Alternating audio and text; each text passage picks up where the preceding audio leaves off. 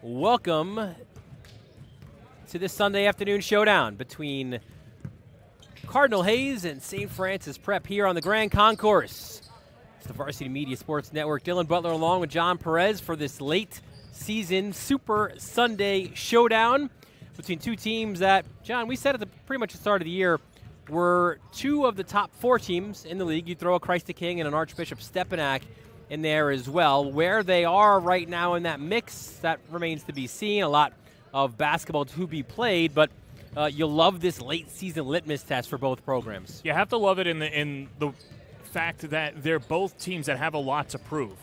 And it's interesting when you say something like that, especially for Cardinal Hayes, the defending champions, say, well, what do we have to prove? We're the top dogs, so everyone has to come for us. Well, I mean, you and I all year have been very vocal in saying that it's been Stepinac and been Christ the King's leagues to lose. Having said that, though, Cardinal Hayes has been one of the hottest teams as of late. They've got some of the best athletes in the city, and this is a St. Francis Prep team that feels disrespected. They've earned the right to be in this top four discussion and perhaps, dare I say, a dark horse to win a city championship. It's a good litmus test because every game now, both of these teams are going to have to treat like it's a postseason affair because the playoffs are just a few weeks away. This game, of course, is brought to you by Massmith Federal Savings Bank. So St. Francis Prep, John, they come in 17-6, 12-4 on the year. They are coming off a big win Friday night against Archbishop Molloy, a 66-47 road win. In that game, Josh Pasquarelli, 23 points. Tyler Michelle, 14 points, 6 rebounds, 4 assists. The kid they call Big O, Osmana Sacco, had a double-double, his second double-double against the Stanners this year, 13-11. And Veer Anthony nearly messed around and had a triple-double, 9 points, 10 rebounds, 6 assists, 2 steals. Those are the guys, pretty much the main guys for the Terriers all year long, and they'll need to have a big game here today if the Terriers are able to get a big road win. Yeah, and everyone talks about Pasquarelli and Anthony, deservedly so, but how about the job of Osako, what he's been able to do? Only a freshman, and he's playing well beyond his years. I mean, just imagine when his body actually develops, he puts in the fundamentals, works on his footwork, he's going to be one of the toughest bigs to stop in the Catholic League. We'll show you the St. Francis Prep players to watch now, and as we mentioned before, it's a lot of Josh Pasquarelli and Veer Anthony. Pasquarelli, Cardinal Hayes head coach Joe Lodes revealed to us, is on his first-team all-league ballot. I think he'll be a first-team guy. Was a second-team guy a year ago. He'll go on and play for John Dunn up at Marist College. You see 23 points against Molloy, a guy who is averaging 20 points a game. So he's right on his average there. Veer Anthony, you love. I feel like every coach says the same thing about Veer Anthony. He's a throwback. He's a tough point guard. The kind of guy that's been through this league for years and years. You see those numbers there against Molloy, and they will very much be the leaders this afternoon for the Terriers if they're looking for a second straight regular season win over Cardinal Hayes. It was a year ago up or down in Fresh Meadows where St. Francis Prep beat Cardinal Hayes, and that was a big statement win for them that day to say, hey, listen, we are among the elite teams, and obviously both ended up making also the semifinals, and Cardinal Hayes winning that one and then also winning the intersectional championship. Yeah, big win for St. Francis Prep last year. Look to return the favor here against Cardinal Hayes. This has been one of the toughest gyms to go against as well. What's interesting in the game of basketball and how it's changed over the years, Veer Anthony, of course, a throwback guy. It doesn't matter if you're shooting more threes or you're playing a more up-tempo offense. You always need that talented point guard, and that's exactly what Anthony's been. These are two guys for Cardinal Hayes who are leading right now the hottest team in the Catholic League. You look at it right now for Hayes, 7 straight victories. That included that win against St. Raymond's right here the other night. And you see the points there. Ian Jackson, 22 points. He had 4 threes in the second quarter and 2 monster dunks down the stretch. Joe Lodes said Ian Jackson played like Ian Jackson, and that means that he played like one of the best players in the country in that game. And then Elijah Moore, a little bit of an off-shooting night for him the other night, 12 points, but we don't expect that to continue. If he has one off-shooting night, look out the next game because he's one of the best shooters around. Yeah, that's not exactly when you want to face a good shooter in Moore, is after they have a tough day. That's what happens with shooters, a little bit streakiness and some slumps. But I've just really enjoyed watching Jackson over the last couple of weeks, dunking all over the Catholic League, and certainly getting some pop on the Varsity Media social media channels. He's been fantastic, and there you see the clutch duo. As far as they go is as far as Hayes is going to go. I don't think I'm saying anything inflammatory there. Keep an eye on those two, not just today, but for the rest of the regular season. A lot on the line here for Hayes today. We'll show you the standings in the Catholic League, the first the BQ. See, Christ the King has sewn up that first seed, and pretty much St. Francis Prep is the 2 as well. I mean, not a lot is going to change there in the BQ standings, but it's huge if you go to the New York side of things. If we show you the New York standings, an interesting development last night because Stepinac lost to Iona Prep up at Iona University, right? So what does that mean? Hayes, with a win here today, they take on Stepinac on Valentine's Day in White Plains. Should Hayes win that game as well, they would get the tiebreaker. It's the second tiebreaker. The first is head-to-head. They would have split. Then it goes to the next opponent on your schedule. It's Iona Prep, and Cardinal Hayes swept Iona Prep, and then that win by Iona yesterday or last night at Iona changes the whole complexion, and Hayes would then they have the tiebreaker over Stepinac. A lot of things have to happen for that, but it is this to make Tuesday mean more than just a rivalry game. Hayes has to win today. Yeah, 100%, and it's not easy going against a very good St. Francis Prep team, but this is if you're Cardinal Hayes. This is why you hang in every year, do the most that you can, and just good job by Cardinal Hayes and Joe Loades keeping his team focused, keeping them going on that straight and narrow, because you never know down the stretch, and we've seen Stepinac lose a couple of times, obviously to Iona Prep last night. We saw them lose to St. Francis Prep in Queens. It's a fun thing to watch. Now, I don't know exactly how much seeding is going to affect them come postseason time because they'll be played at some neutral courts. Having said that, though, one of the accomplishments and goals that teams go after every year is winning their league or their division, and Cardinal Hayes 2 victories away from doing that. We'll show you the starting lineups for this afternoon's tilt. First for the visitors from Fresh Meadows, and it's Veer Anthony, Nigel Moore, Josh Pasquarelli, Tyler Michelle, and Osmana Sacco. It took a little bit of time for Jimmy Lynch to kind of figure out the right 5 and who, again, Sacco earned his way on. Moore, again, a sophomore. Michelle being that third scorer, now averaging 10 points a game.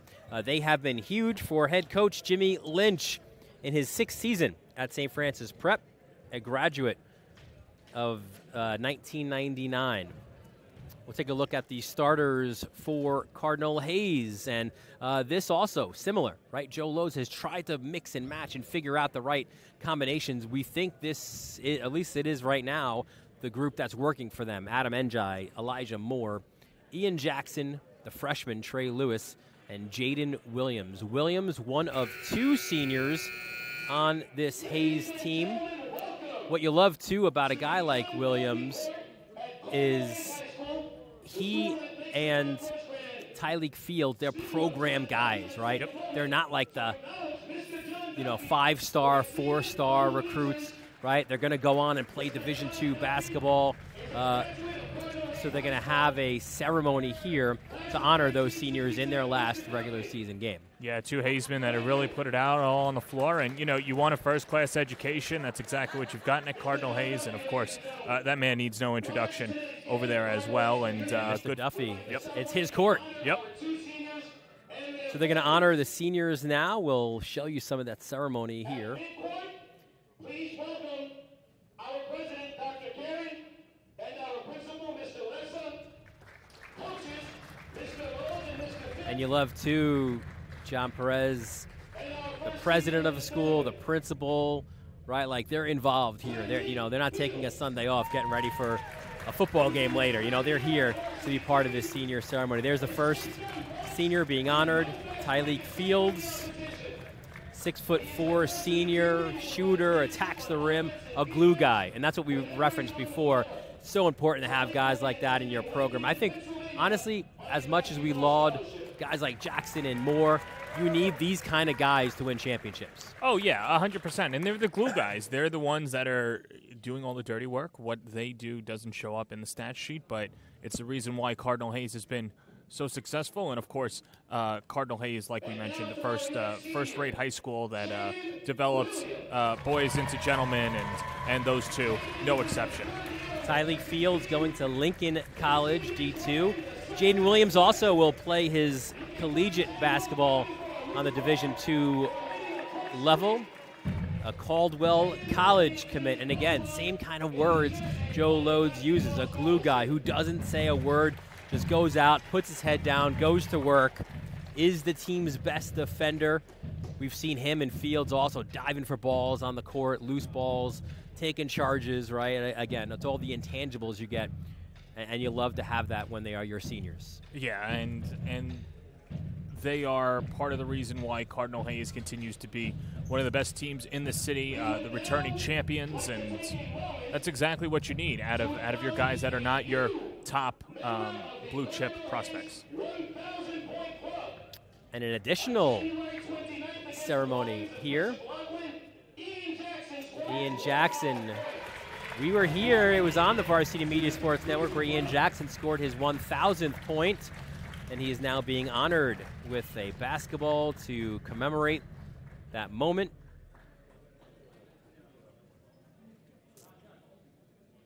And a nice picture there for Jackson. What a tremendous junior season he's had as well, and get everybody in the picture, right? Let's bring everybody involved. And there you see Jackson committing to North Carolina. Had a lot of suitors, right, and chose the Tar Heels. And you had a great conversation with both Ian and Elijah Moore about their futures, future rivals in the ACC. But at least for the next couple of years, they'll be together. And comment here from the principal here at Cardinal Hayes.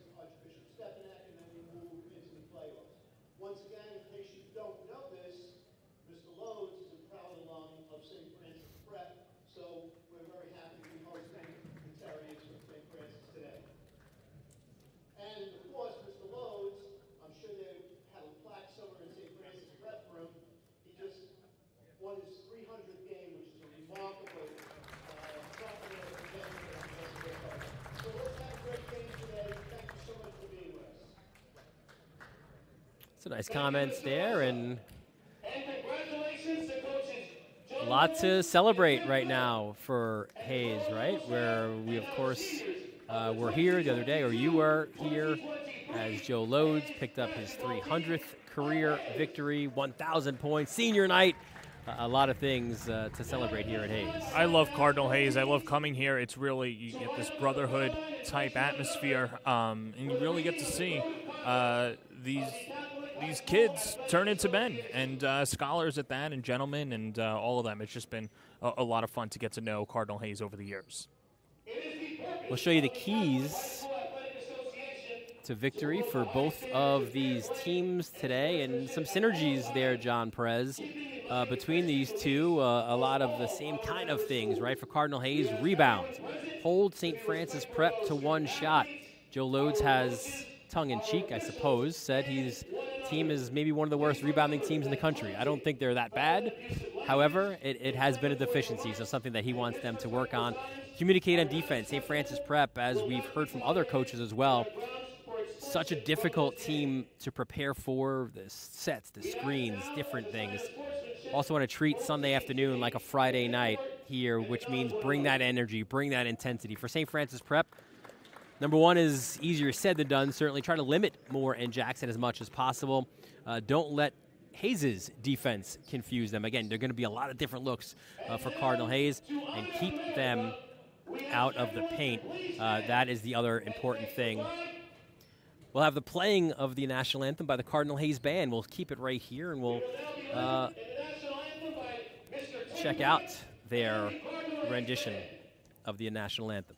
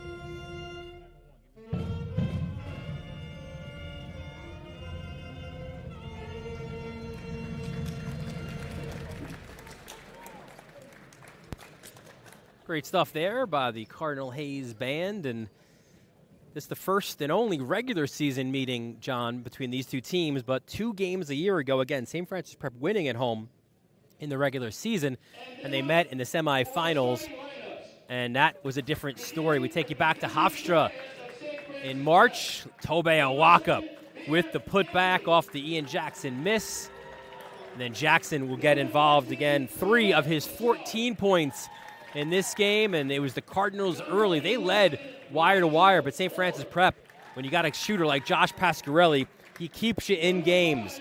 That's 1 of 2. How about another from Pasquarelli, then a junior, 3 of his 16 points.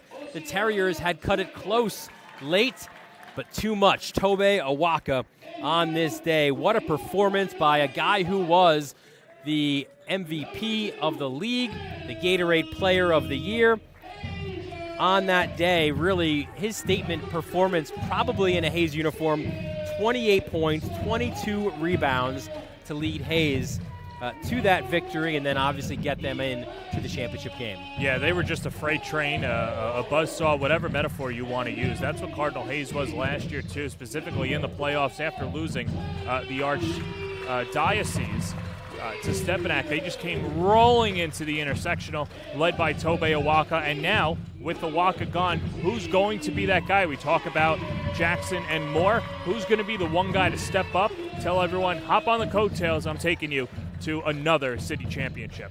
Another interesting dynamic, I think, between these two teams, right, where you don't have a replacement for an Awaka.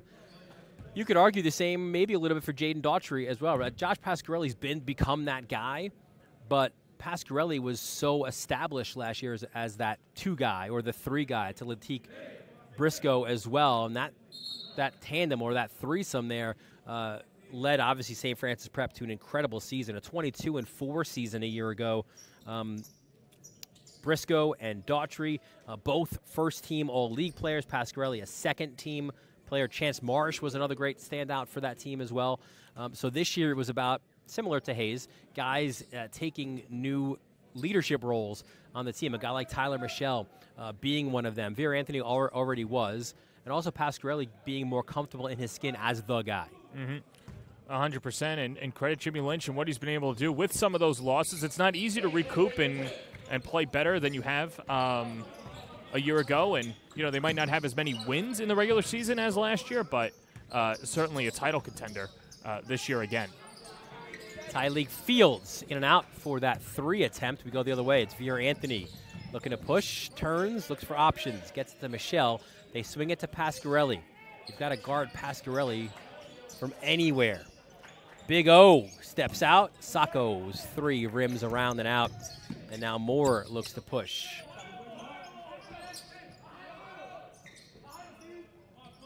Like this matchup here of Moore and Williams. Nigel Moore, another one of those young guys that really played himself into the rotation for the Terriers. Solano doubled in the post. Good job by Nigel Moore. They're affecting that shot by Solano, and he's got the ball now. Was a 20-point scorer a year ago on the freshman level, and he's really done a great job. 7.5 points a game in his first varsity season as just a sophomore. Pasquarelli to Sacco. Anthony, the open three, front rim. No good. Big rebound goes to Njai. Turnaround jumper just inside the foul line, and that is good. Good pull-up by Njai there. I know Joe Lodes has been over Njai over the last couple of weeks to be more of a facilitator, but when you've got an open shot, you've got to knock it down. Really interested to see the progression of Njai going into the playoffs for Cardinal Hayes. If he becomes more of that facilitator a la DJ Victory, I can't see anybody knocking off Cardinal Hayes. Anthony lost it, and it was Njai affecting it with his defense. Njai lays it up, and that's something that Joe Lodes won't want to see. Looks like Solano and Njai not on the same page there. Yeah, I think that was a lob towards Solano. You're right, and that's some chemistry that they're just going to have to get used to too. And for Solano, you got to be ready to jump out of the gym anytime. We've heard Lodes say to one of the important aspects of their 7-game winning streak is valuing the basketball, playing more under control, not at 100 miles an hour, trying to score 100 points. They're kind of comfortable right now playing in the 60s and 70s. And he believes, if you look around the league, as Pasquarelli, tough jumper, in and out a couple times. Sacco can't get the putback. And here comes Fields. But Lodes says if you go roster to roster, I put my team offensively up against anybody in the league. It's the other side of the ball that he's looking for more. Well, it's very easy to say that when you've got the best shooter in school history and Ian Jackson on your team, but how about Njai off to a hot start for the Hayesmen? Yeah, floater. He's got the first 4 in this game. Njai, a guy who's come into his own later in this season, a transfer from Hillcrest Prep in Arizona, originally enrolled at Cardinal Hayes. Here's Pasquarelli, an open 3, front rim. Doesn't fall. Fields between defenders, and he is fouled by Michelle. And that's something that Fields did really well, not just in the St. Raymond's game, but also the game before against Mount. Is he'll seek the contact, and if you could pick up a couple of fouls every now and then, you go against the St. Francis Prep team who is a deep team, but you start to accumulate those fouls. Hayes a very good free throw shooting team. It adds up over the course of 32 minutes. Across the way there is Mike Smolens, part of the officiating crew. There he is. He's joined by Carlos Martinez and Matt Rubin this afternoon. 18 years for Carlos Martinez. How about that? Yeah. Doesn't look a day older, over 18. An A-plus crew this afternoon. Ooh, Vera Anthony stepped in, nearly got the steal. 9 on the shot. Njai kind of forced one there. And the Terriers come away. Here's Pasquarelli. A few empty trips so far for St. Francis Prep, and that one also rims out. That was Nigel Moore with the attempt. Fields to Elijah Moore. Spins, turns. That is good. Well, we mentioned the struggles that he had against the Ravens, and, getting here early, always one of the first guys in the gym is Elijah Moore, and he looked unconscious today in warm-ups, and good to see him continue that after the game started. Anthony kicks it out. Nigel Moore. Terriers not the biggest team, so there's size disadvantage seemingly at every position here. And Moore spins in the post. Can't get that to fall. It's been a tough start for the Terriers. Njai, a pretty layup. He's got 6. And as a timeout, a full for St. Francis Prep. Yeah, Jimmy Lynch needed to take that timeout. And I don't think St. Francis Prep has had bad looks. They just haven't gone in.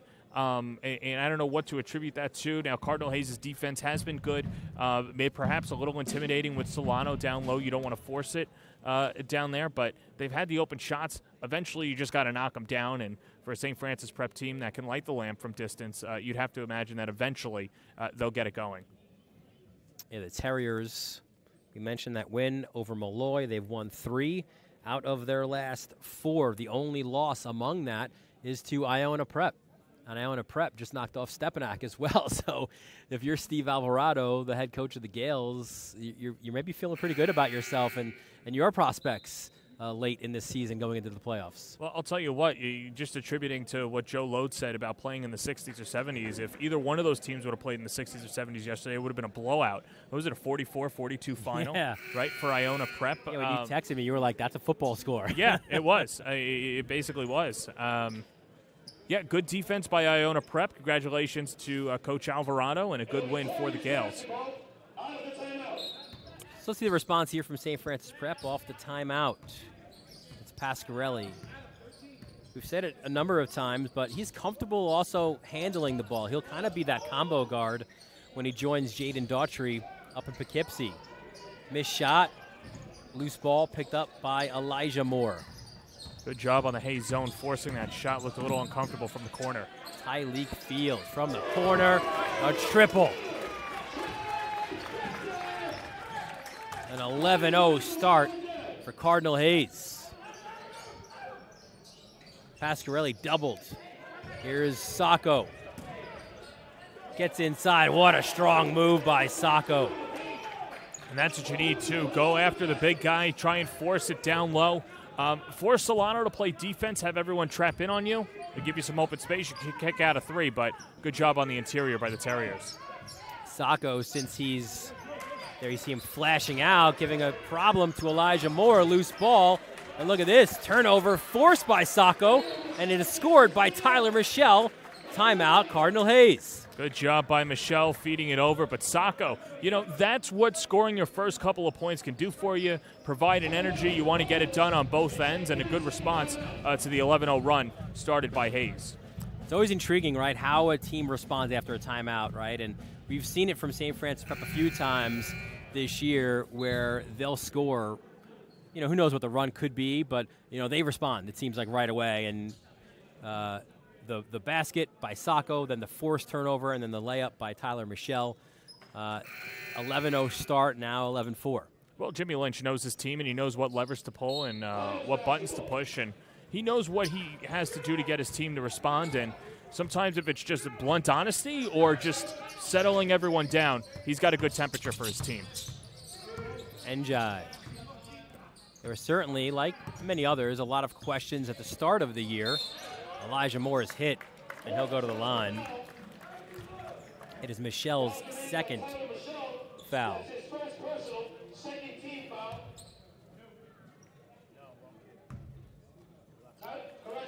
So here comes Elijah Moore, shooting 2.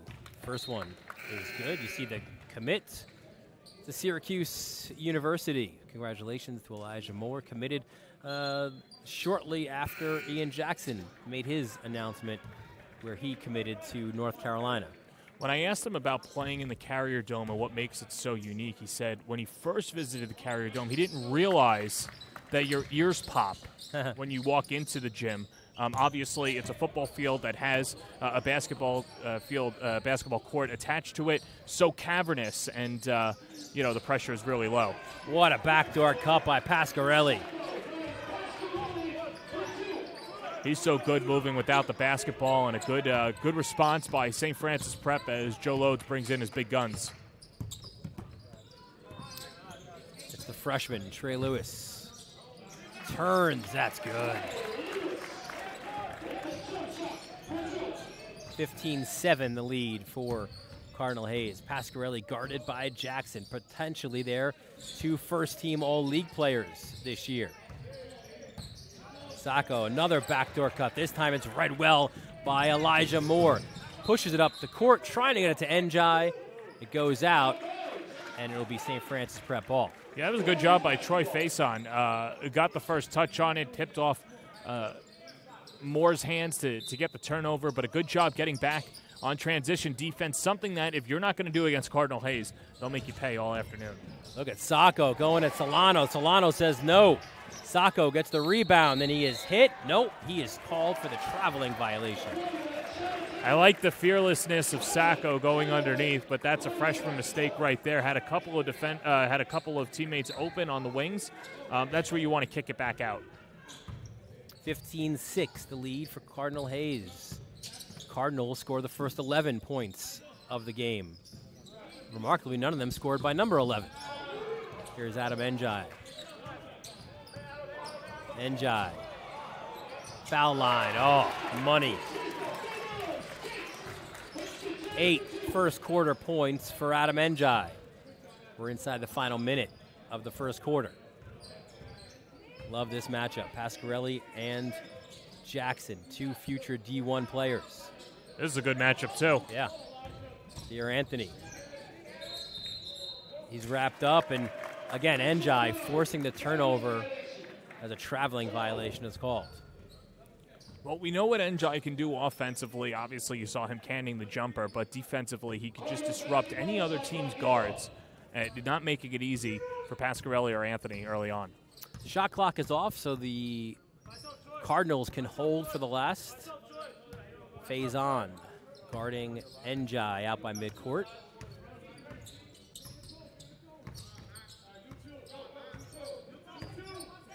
And here we go with 10. Jackson on the ball. Hands off to Moore. Back to Jackson in front of the St. Francis Prep bench. That 3 is short. Faison the rebound. They look to push it quickly. Nigel Moore. Back rim no good. And that ends the first quarter. So it was a great start for Cardinal Hayes, scoring the first 11 points. But then St. Francis Prep worked their way back in. It's a 17-6 lead for Cardinal Hayes. You're watching the CHSAA Basketball Showdown presented by Maspeth Federal Savings on the Varsity Media Sports Network. You're watching the Varsity Media Sports Network, the home for New York high school sports. Maspeth Federal Savings is here through it all. The ins and outs, the ups and downs. Through the winters, the summers, and even the spring of leaks. Know that Maspeth has your back. From luxury sheets to balance sheets to dancing under the stars, your mission is our mission. And when our community calls, we proudly step forward. So whether you need it now or planning for tomorrow, through all the twists and all the turns, you can always find us right here in your neighborhood. Welcome back. We're on the Grand Concourse this afternoon. The Varsity Media Sports Network. Dylan Butler, John Perez with you for the Super Sunday Showdown. And it's Cardinal Hayes with the opening punch in that first quarter. 17-6, the lead over the visiting Terriers from St. Francis Prep. Yeah, really propelled by Adam Njai. His defense had a couple of jumpers that were knocked down, and a good job by Njai. But St. Francis Prep has come back a little bit. Sacco doing a good job down low, wearing number 25 in midnight blue and red. Up and under, Sacco. Second opportunity is good. He's just become a fearless freshman. I'm sure Jimmy Lynch looks at him as an upperclassman now. Gotta love the young talent on both of these squads. Njai gets the crowd energized, but he missed the layup. They come the other way. It's Faison, a little bit out of control. Faison! You know, Dylan, sometimes it's better when you just don't have an opportunity to think. You just react. And for Faison, he had his eyes on the cup the entire time. Foul called on Veer Anthony as Jermel Thomas was making his way to the basket. One of the fun things I feel like this year, maybe more than some years recently, John, is the influx of freshmen who are making an impact on the varsity this year. It feels like everybody that we see has got a really, really good freshman. It used to be the case where you'd have to get to a venue like the varsity games at 7, but you get there at 4 to kind of see who the future is. You can see it now on the varsity. Yeah, which is great to see, especially here for Jermel Thomas, who's one of the top freshmen in the city. And you know what's good, too, about the depth that Joe Lodes has, but also the expertise that him and Tim Philp have, is that Thomas probably could be a starter on other teams, but he comes off the bench, gains some experience, gets some seasoning as well, and obviously makes an impact to get some serious minutes. Pasquarelli forced one inside to Sacco, stolen away by Williams. Here's Jackson.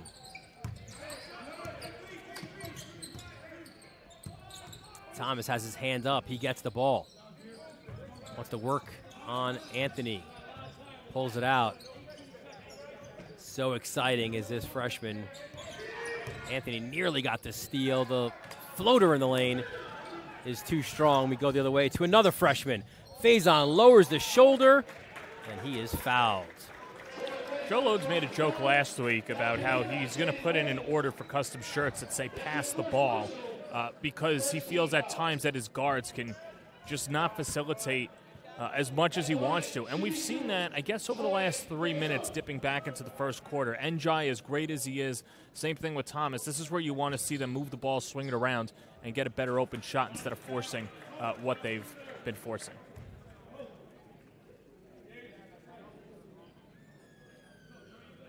So Faison misses the first of two. Remarkable freshman year for Faison. We've said it before. Also on the football team, was playing lower level football by the end of the season. The second one rims out. Was on the varsity football team. Came right up, played varsity basketball, right? We're skipping all the levels right to the varsity for Troy Faison out of Springfield Gardens. Hey, if you can play, they'll find you. And St. Francis Prep obviously happy for his services, regardless of age. And Faison there called for the foul, his first and the team's fourth.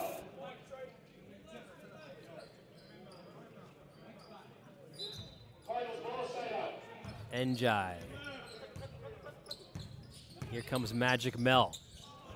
And a little cut one way and the pass the other way. Again, miscommunication there between Thomas and Jackson results in the turnover.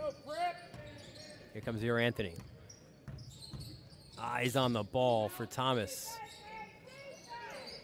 Nigel Moore down low to Pasquarelli.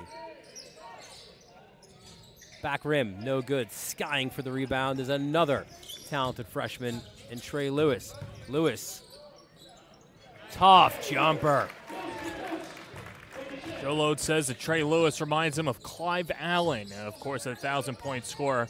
The previous only 1,000-point scorer before Jackson this season. And, that's pretty high praise, especially for a guy like Allen who left it all on the floor for the Hazemen. Foul on the floor. It's on Trey Lewis.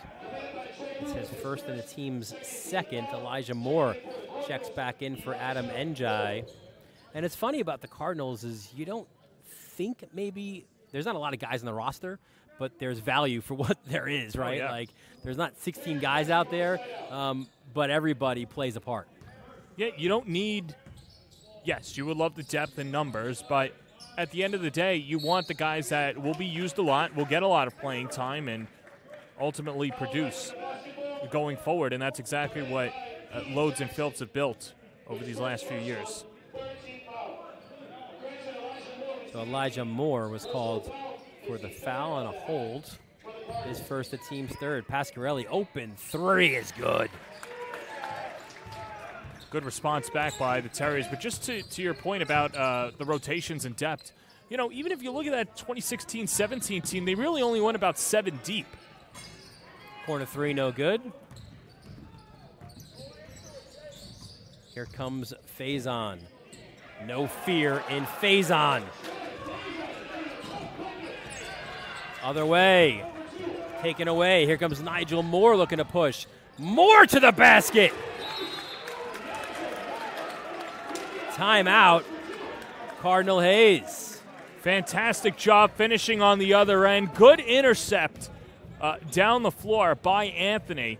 Doing a good job reading the Hayes transition well. And like we talked about, and one of the keys too, Dylan, is how do you stop Cardinal Hayes? Well, you have to stop him in transition. Of course, you pick the pocket, and that leads to a bucket on the other end. And, it was only a matter of time before St. Francis Prep would get comfortable and claw their way back into this game. And we're seeing it now, just over midway through into the second. And we'll take another look. But, fantastic finish.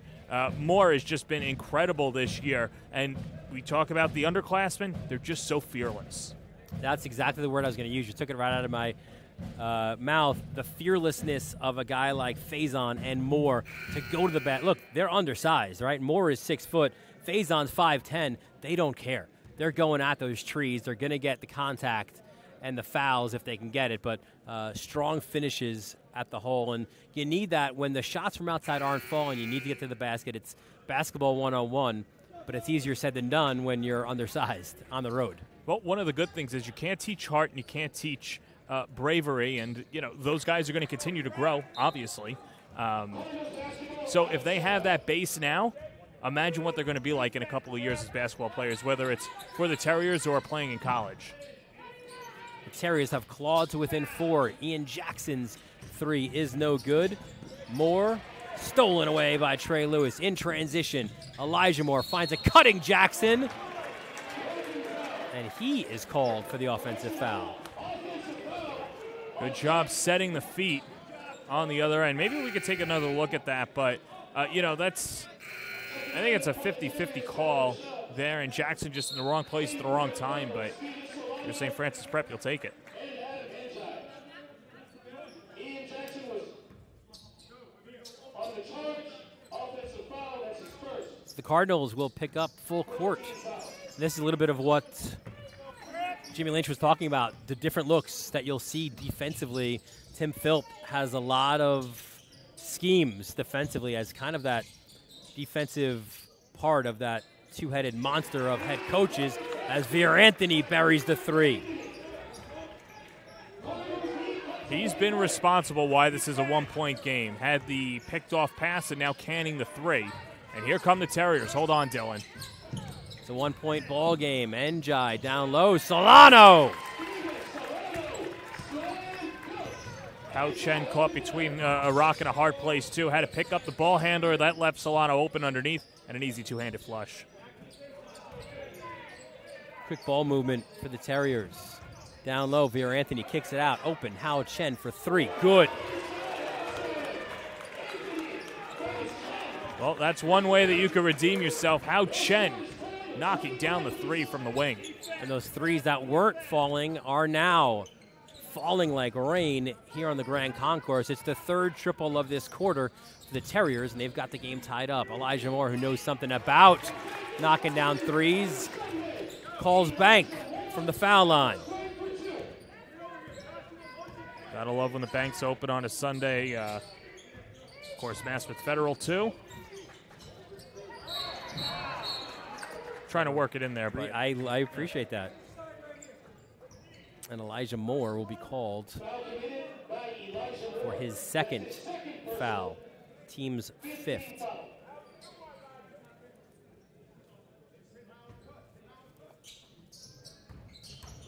Seven different Terriers have scored, and now Hao Chen will go to the foul line after being fouled by Solano.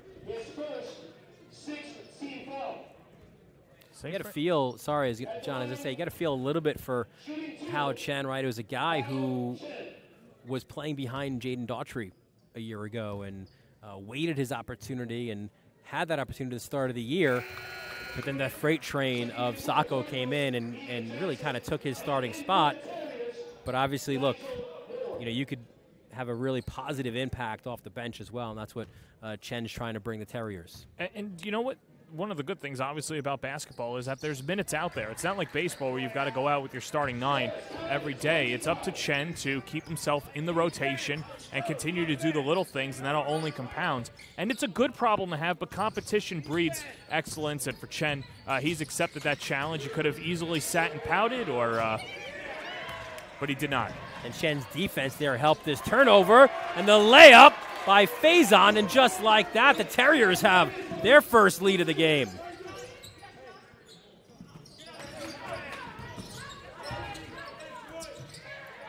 Three, and the foul.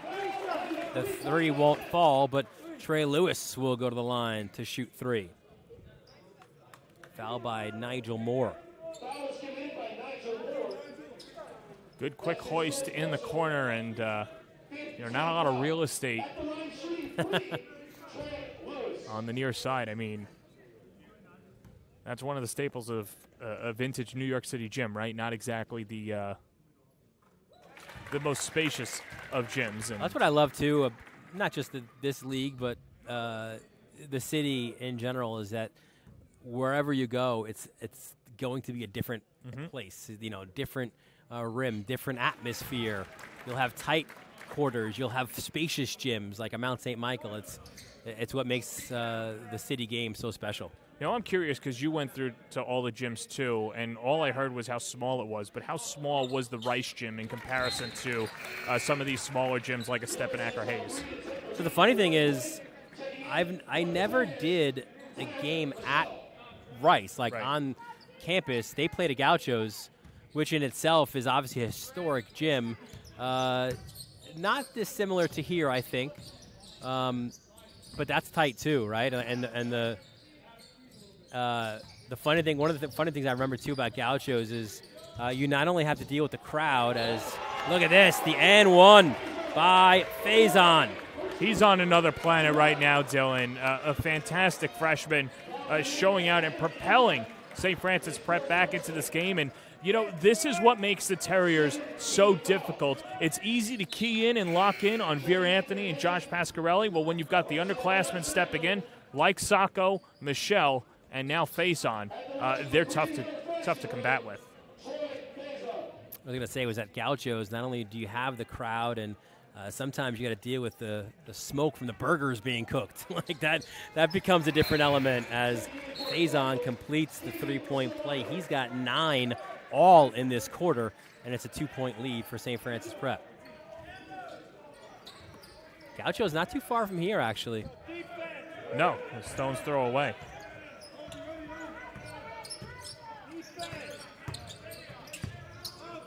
I think Scanlon might be the smallest court I've been to.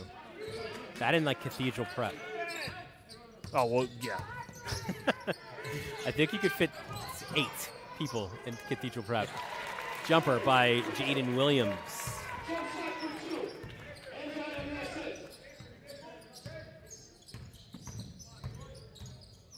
In fact, we got a pretty interesting scouting report from an official standpoint, right, by Carlos Martinez. Yep. About the different gyms. Nigel Moore's 3 off the back rim, no good. Who's got the hot water? We're not going to call anybody out. Well, yeah, he's got different requirements than we do. That's right. He doesn't need he likes the atmosphere and the hot water. Yep. Sacco.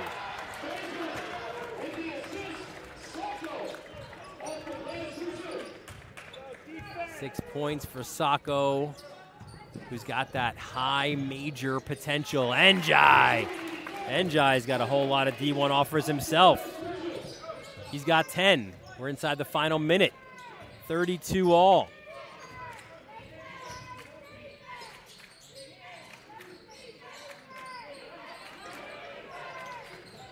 Veer Anthony, high arcing shot, no good. Solano rips down the rebound. Ooh, nearly turned it over. Jaden Williams now into the capable hands of Ian Jackson. Probably about half a second differential. I was going to say, not much between shot and game. You can see at the bottom of your screen there, maybe a 0.1 differential. Here's Jaden Williams. Nigel Moore keeping him honest. Ian Jackson splits defenders! Jackson! If you're nasty. Sacco up and under, and the foul at the buzzer. First off, wow on the dunk. He's just been incredible jumping out of the gym over the last couple of weeks. What's important, though, and we'll see this dunk again, what a great view underneath. Get on up, Captain Jack. But I was just going to compliment St. Francis Prep for not being intimidated, going down the other end, and a chance to go into the locker room with the lead.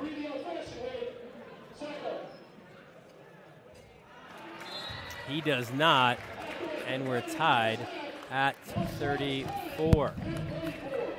Here's Sacco, the strong move up and under. Doesn't complete the three-point play, and we are all tied at 34 at the break. Tremendous stuff here on Super Sunday. as we'll bring in. The question was kind of, who do we talk to here? In baseball, the tie goes to the runner, right? So in basketball, we'll say the tie goes to the home team and home coach, and we're joined here by Joe Lodes. Tell him what you just told me, why you wanted Jimmy to come here first. Hold on one second. Wait, let's get his audio up first. Go ahead, Joe. I heard that Jim hasn't been too successful after giving the halftime talk, so I tried to convince Jim to come over here and give the talk, but he wasn't having it. He said the home guy's got to do it. But I gave it my best effort. A great start. First 11 points of the game. You've talked about Jimmy Lynch and his ability to coach his team, a solid St. Francis. You knew there'd be a fight back for them, and they certainly provided that, it seemed like. Oh, sure. I mean, St. Francis been playing hard as long as I was chasing my wife around back in 1989 with the great legendary Tim Leary, God rest his soul. So it's such a proud school. I know they're sad to call me an alum, but they have so much tradition. I mean, even Vince O'Connor. I heard Sal Officiating is going into the Hall of Fame. Congratulations. But all those guys, Brother Leonard, Pat McLaughlin, all good guys. I'm not looking for a job or anything, St. Francis. I'm just trying to class up my whole act a little bit. Well, what did you like about your team in the first half that, they had to deal with the St. Francis prep response, but responding in your own way? We came out, we played well. We had the senior night momentum. I don't know how all those St. Francis fans snuck onto the floor. I'm going to have to talk about the security about that. But, they would fight back. This is what we expected. This game will go down to the wire. I thought that St. Francis had nothing to play for today. I thought they're locked into the number 2, but they're not playing like that. That's for sure. What do you two-parter for you? What do you want to see from your team in the second half, and who do you like later on, Chiefs or Eagles? I'd like to see more of those highlight reel Jackson dunks like we got at the end, but we'd like to get back on defense as part 2 of that. I'm pretty sure the Chiefs are going to win because I bet coaches. I didn't say bet. I definitely didn't say bet. I said root for. Root for coaches. I like Andy Reid, Patrick Mahomes. I'm pretty sure it's going to be the Chiefs' night. Late field goal. I'm going to say late field goal, Chief W. There you go. All right. Are you going over or under to the locker room now? Oh, geez. I'm headed that way, but unless some of the parents tackle me, hopefully not. All right, good diplomatic response. Joe Lodes, thanks for joining us here at halftime. We are tied at 34. St. Francis Prep and Cardinal Hayes. You're watching the CHSAA Basketball Showdown presented by Maspeth Federal Savings on the Varsity Media Sports Network.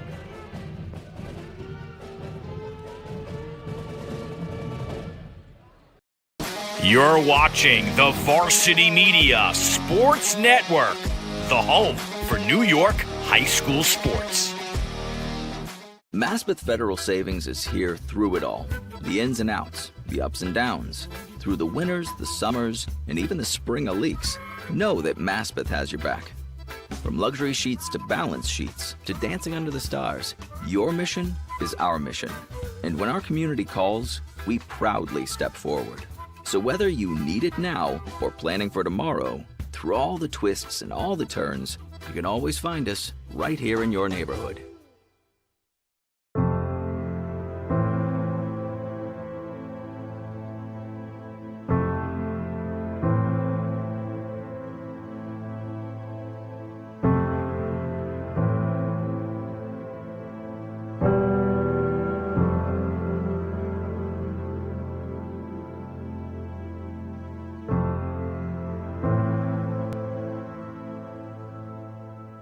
Hi, I'm Gene Sterator, CBS Rules Analyst and longtime sports official.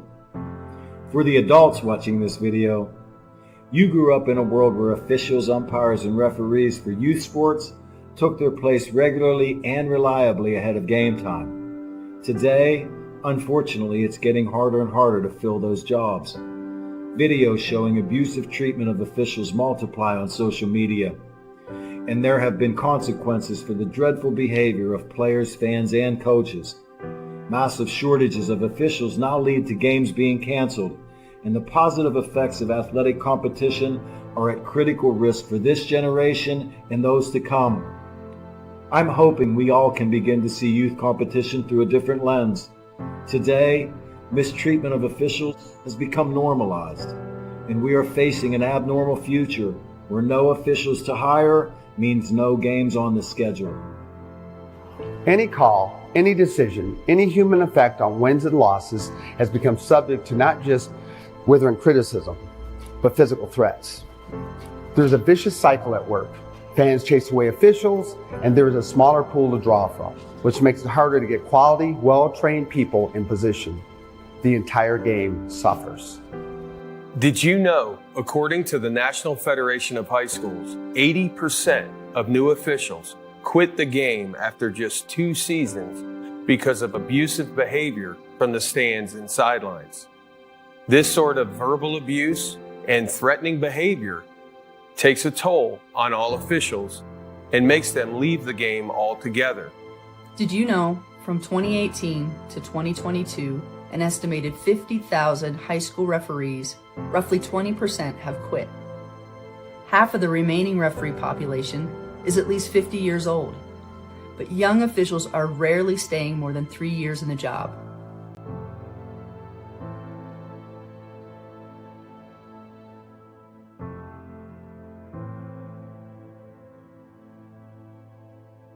If the number of officials working contests in all sports doesn't begin to increase, there won't be enough officials to work the games. That means schedules will get cut, teams or even sports might get canceled. In many states, this is already happening. Remember that officials are invested in what they do. Many officials have regular, full-time jobs, and they're sacrificing time away from their families. Try to demonstrate empathy. Put yourself in their position.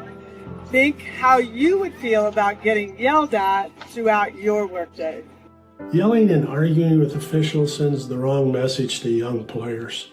According to Play by the Rules Sports Advocacy, it teaches them that it's not okay to make a mistake. They can blame others for their actions. They can disrespect authority figures. And it's okay to be rude and selfish. You know, officials enforce rules, keep competitions fair, and make player safety a priority, allowing youth sports to be a valuable arena for growth. If we can all just work together and be more empathetic to not just the officials, but everyone else in youth and high school sports, we can then preserve what many of us have embraced about athletics. And you and I know the benefits of sports, right? Let's spread that gratitude and be proud of what we can build and not blind to how it's being torn down. Calling officials cheaters or corrupt, it's not a game. Insulting referees, it's not a game. Threatening officials, it's not a game. Berating young umpires, learning the ropes, it's not a game. Violent language in the stands, it's not a game. Verbal abuse from the sideline, it's not a game. Screaming at a referee in the parking lot, it's not a game. So what happens now? Your response in the heat of the moment is the only thing you totally control, and we have an experiment for you to try. Simply stated, just cheer for your child or the team you're there to support. Move that desire to lash out to a different place and encourage without rage.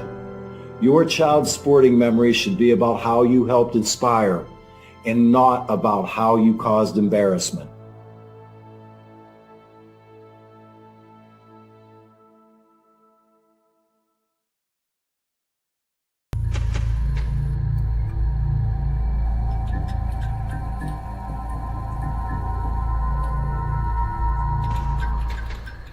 If you're an event organizer looking for a media company to cover live streaming, action photography, and game video for your event, look no further.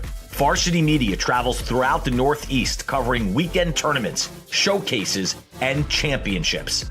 Contact us today to learn about our services and packages at 516-403-2050 or visit us online at varsitymedia.net.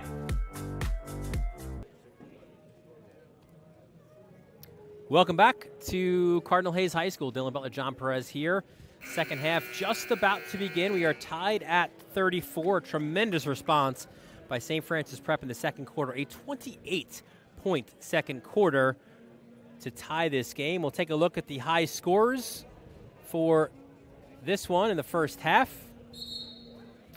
Leading all scorers was Adam Enjai. Had a great first quarter, had 8 of his 10 points in that first quarter, and then these two guys had huge second quarters.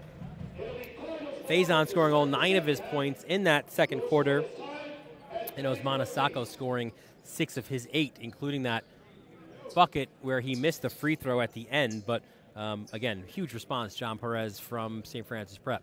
Yeah, and it's very easy to just hang your head after the Jackson dunk, kind of de-energize your team, but back the other way, Faison and Sacco, they're the reason why St. Francis Prep is back in this game.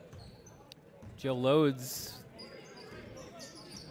always brings the comedy, but there is a bit of truth in what he said about St. Francis. Like, the team that is playing for something in the standings is actually Cardinal Hayes, right? But of course, the old adage is, every game is going to be an important one.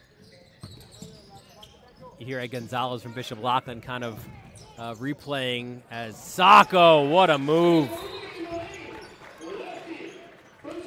He lost his size 17. No, that's the other way. It's the other size 17 as well, yeah.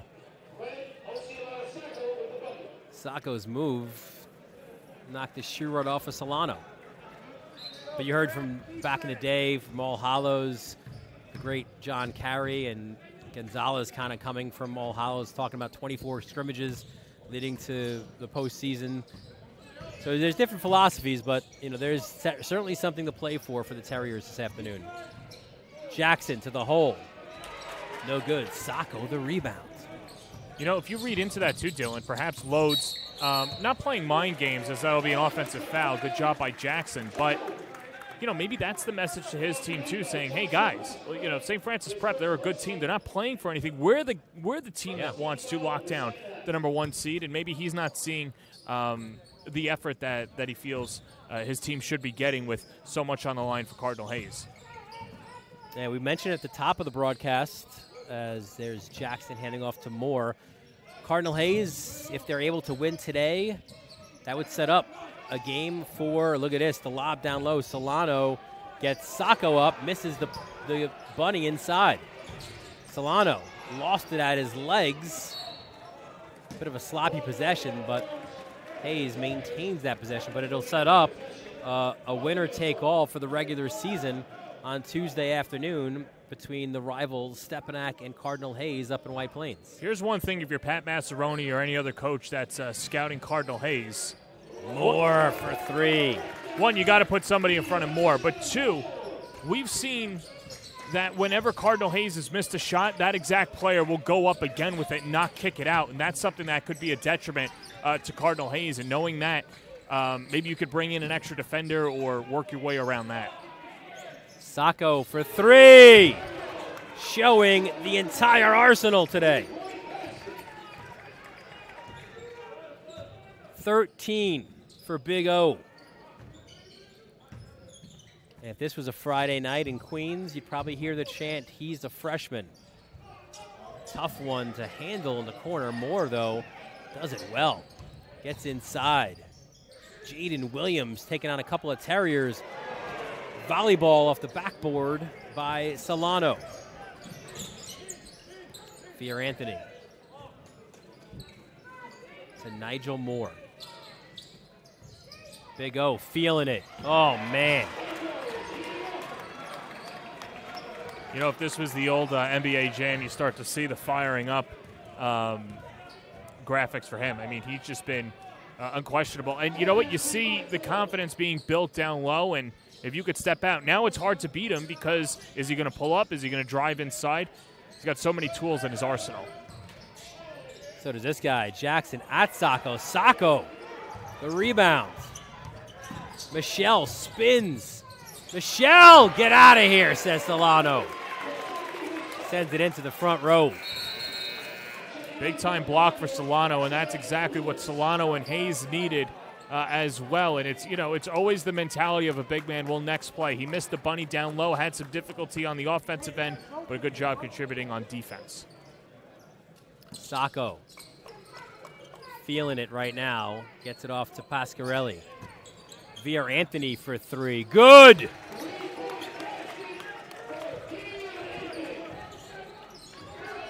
his second triple of the game, and it's the largest lead for St. Francis Prep, 44-37.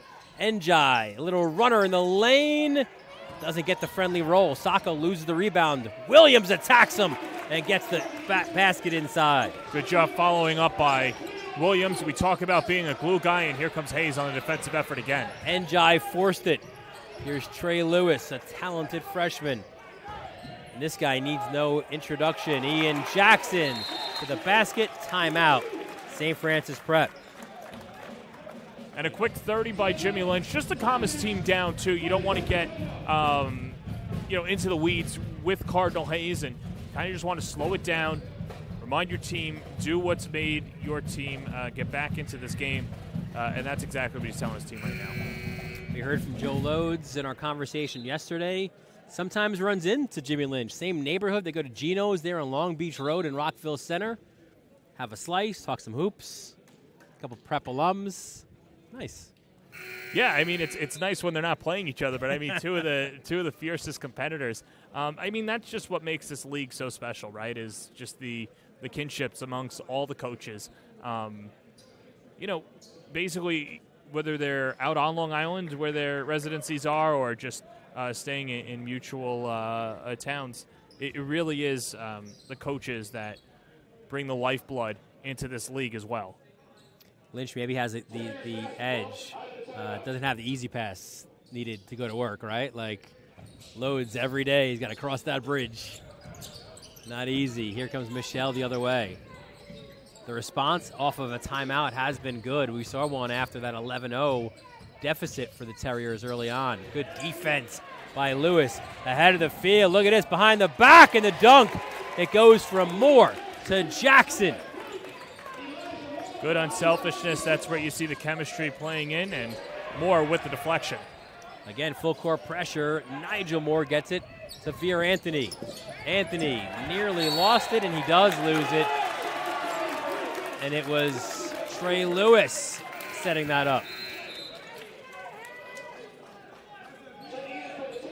So the Hayes crowd getting excited. Well, and you know what? They love a good defensive effort, too. Don't want to make St. Francis Prep comfortable. And Cardinal Hayes turning up the furnace on their defense. Njai. His team down by 1. Oh, the alley-oop. Intercepted by Tyler Michelle. And right back at you. Hao Chen threw it away to Trey Lewis. Inside, Jaden Williams. On senior night, Williams with 2 big buckets down low. And the steal by Njai. Crowd getting up. Njai up and under. A little bit too high for Njai. It went over. You see Loads in front of the bench pleading with this guard. You've got to pass the ball. Give up the rock. And that's been the only detriment for Cardinal Hayes in the second half. Want to see them share the ball a little more. Pasquarelli goes to his left. Pasquarelli, nice move to the bucket. It's a quiet day to this point for Pasquarelli. By Pasquarelli's standards, he's only got 5. But he's another one, right? In a New York minute, can heat up and start knocking down shots. Here's Hao Chen. Had an open Tyler Michelle. Didn't get it to him. That shot no good. Njai pushes the pace to Lewis. Inside. Lewis with 9, and it's a 1-point lead as we're going back and forth between these two teams. There's Pasquarelli, front rim, no good. Rebound goes to Njai, ahead of the field. Elijah Moore. Smart foul by Pasquarelli, making Moore earn it from the foul line. Right, don't want to give him the easy deuce there. I mean, Moore, of course, one of the best shooters in the league in its history. Having said that, though, you don't want to make it too easy for Moore. Stop him going to the rim. I think it's safe we could shout out one of our viewers today. I'm sure Pat Massaroni on whatever his smart TV, his phone, tablet, whatever it may be. I'm sure he's checking in today. It's probably all synced up. I imagine he's got it on his phone, and then when he's in the living room, he puts the phone down and he's watching on TV. Or I'm sure he's watching it on demand. But one thing that Pat Massaroni is doing is he's following Varsity Media on all social media platforms. Twitter, Instagram, Facebook at Varsity Media. This one has a lot of implications for his Crusaders of Stepinac. They are huge St. Francis Prep fans today. Here's Vier Anthony for three. No good. Ian Jackson. Should the Terriers beat Hayes today, corner three, no good, then the Crusaders would be the top seed in the Archdiocesan playoffs.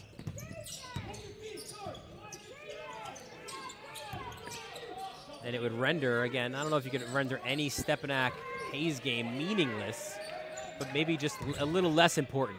Sacco inside. Man, he is a force. Timeout, St. Francis Prep. Loving the job of Sacco down low, and like you said, Dylan, the Terriers, in the words of Joe Lodes, have nothing to play for. You wouldn't know that here. They have been relentless down low against Cardinal Hayes today. 17 for Osmana Sacco. And it's been so much fun. We've done so many of these games throughout the regular season, thanks, of course, to the folks at Maspeth Federal Savings. But we've seen the maturation, right? The growth of an Osmana Sacco, where he was a puppy coming up, and Vier Anthony had to take him to the side and kind of tell him what it's like, because he was a freshman a year ago on the varsity team. And we've seen Sacco just gain confidence and gain belief. And then now, again, against the defending champion, 17 points for Sacco. What a great performance to this point. And I've tried to say it before, I never seem to be able to get this fully out because there's something that happened in the action. But you think of the greats at St. Francis Prep, Drew Samuels, Kevin Fitzgerald. These are guys who were like mid-major guys, right? Going to BU and teams of that like. There's not been an Osmana Sacco. Again, it's potential, and that's a dangerous word, but he has that high major potential. He's got that high major potential, which is great to see. But also, it's a testament to the culture that Jimmy Lynch has had around there, too. And when you look at Vier Anthony and Josh Pasquarelli taking the young guy and not treating him like a freshman, treating him as part of the team, that builds his confidence. And when you add that to the talent that he has, there's no reason to believe that if he continues to progress this way, he could be a high major player. Njai rims around, no good. Williams can't get the rebound. Will stay here, though. Some of those fans in blue that Joe Lodes wondered how they got those prime seats, complaining perhaps about that call. There's Njai. Little shake and bake. Back to Jackson. The shot clock reset. We're inside the final minute of this third quarter. 1 point game, the lead to the Terriers. Jackson, guarded by Faison. Takes him to the basket. Jackson. Well, there's not much you could do if you're Faison. That's a high percentage shot for Jackson. He's got the length. He's got the ability. Tough to stop. Michelle. Loose ball goes to Jackson. This is where he is at his most dangerous. Jackson attacks Pasquarelli. Can't get it to finish, though. Pasquarelli down the court. Here's Faison. Look out. Faison. Great job by Fields to affect that. It'll stay with St. Francis Prep. But 1, he didn't foul, and 2, he didn't let up a free layup. Yeah, went 94 feet down the floor. A fantastic job to alter the shot and make St. Francis Prep earn it with 17 to go in the quarter. Shot clock is off, so the Terriers can hold for the last shot. Here's Pasquarelli on top to Faison. Into the capable hands of Vier Anthony. Checks the clock, which says 7. Vier Anthony goes. No good. Loose ball. Rejection by Jackson. And we will not get a last-second shot off. A game that was tied at the end of the second quarter has the Cardinals with a 1 point lead. You're watching the CHSAA Basketball Showdown presented by Maspeth Federal Savings right here in the Varsity Media Sports Network.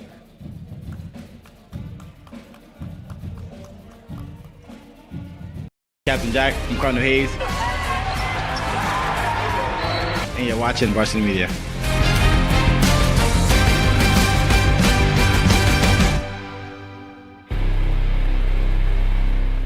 Maspeth Federal Savings is here through it all. The ins and outs, the ups and downs, through the winters, the summers, and even the spring leaks, know that Maspeth has your back. From luxury sheets to balance sheets to dancing under the stars, your mission is our mission. And when our community calls, we proudly step forward. So whether you need it now or planning for tomorrow, through all the twists and all the turns, you can always find us right here in your neighborhood.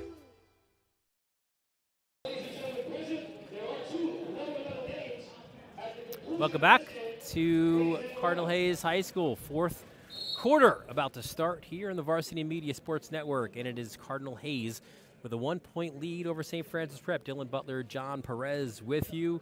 A lot of ebbs and flows to this one, but it was billed as potentially a fun matchup of two of the elite teams in the league this year, and it has lived up to its advanced billing. Not only has it lived up to it, but we haven't really mentioned the 4 impact players. Now, we saw Jackson dunk, Moore hit a 3, but St. Francis Prep getting it done with their depth as well. I'm interested to see in this fourth quarter if the big guns for the Terriers step up in Pasquarelli and Anthony. On cue, Pasquarelli kicks it out. Sacco, the 3! 20 for Osmana Sacco. Gotta love a 20-piece on a Sunday afternoon. Sacco has been fantastic. Missed layup by Njai. Went a little actually too fast for his own liking. Faison from that same spot. Couldn't get the 3. Rebound to Solano. Williams. Here is Elijah Moore handing off to Jackson. Njai to Solano. Ian Jackson. And a foul is called on Pasquarelli. It's his 3rd. Something to keep an eye on for the final 7:03, but got to see Hayes facilitate more. They haven't been doing so. Njai, quick first step, down low, Solano. Can't get it to go. It's been a tough afternoon for the big man. Michelle. Back out to Pasquarelli, fakes the 3. Vier Anthony now.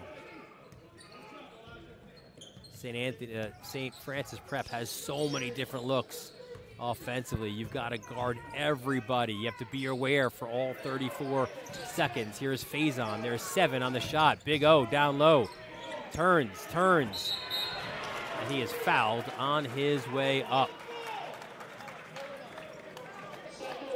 Matt Rubin calling the hold down low on Solano. That's his 3rd. Only the first foul of the second half for Cardinal Hayes.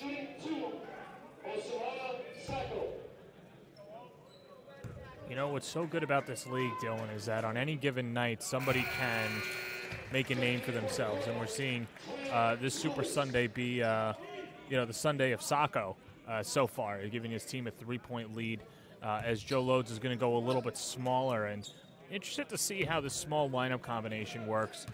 For Cardinal Hayes up ahead, they haven't been able to establish themselves in transition. That's been a vintage part of their offense, something that they've gotten away from in this game, and that's a credit to the defense of the Terriers. 22 for Sacco, knocks down both free throws. 53-49 the lead for the Terriers. Njai. Guarded by Faison. Steps back, 3-pointer, Njai, in and out. Loose ball rebound. Jackson with the putback. I want to see Cardinal Hayes get Jackson more involved too. I mean, you're keeping the stats there, Dylan, but it hasn't been a vintage Jackson performance either. Not a knock on him, it's just he hasn't really had a lot of opportunities. 10 for Jackson, and miscommunication there between Faison and Anthony.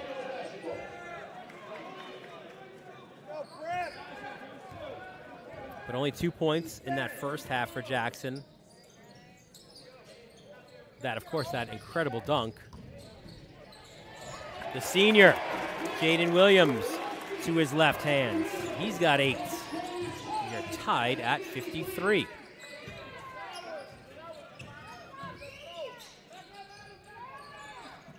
Veer Anthony up top. This has been so much fun. Just even the individual matchups. The chess match as Pasquarelli gets to the basket. He's got 9.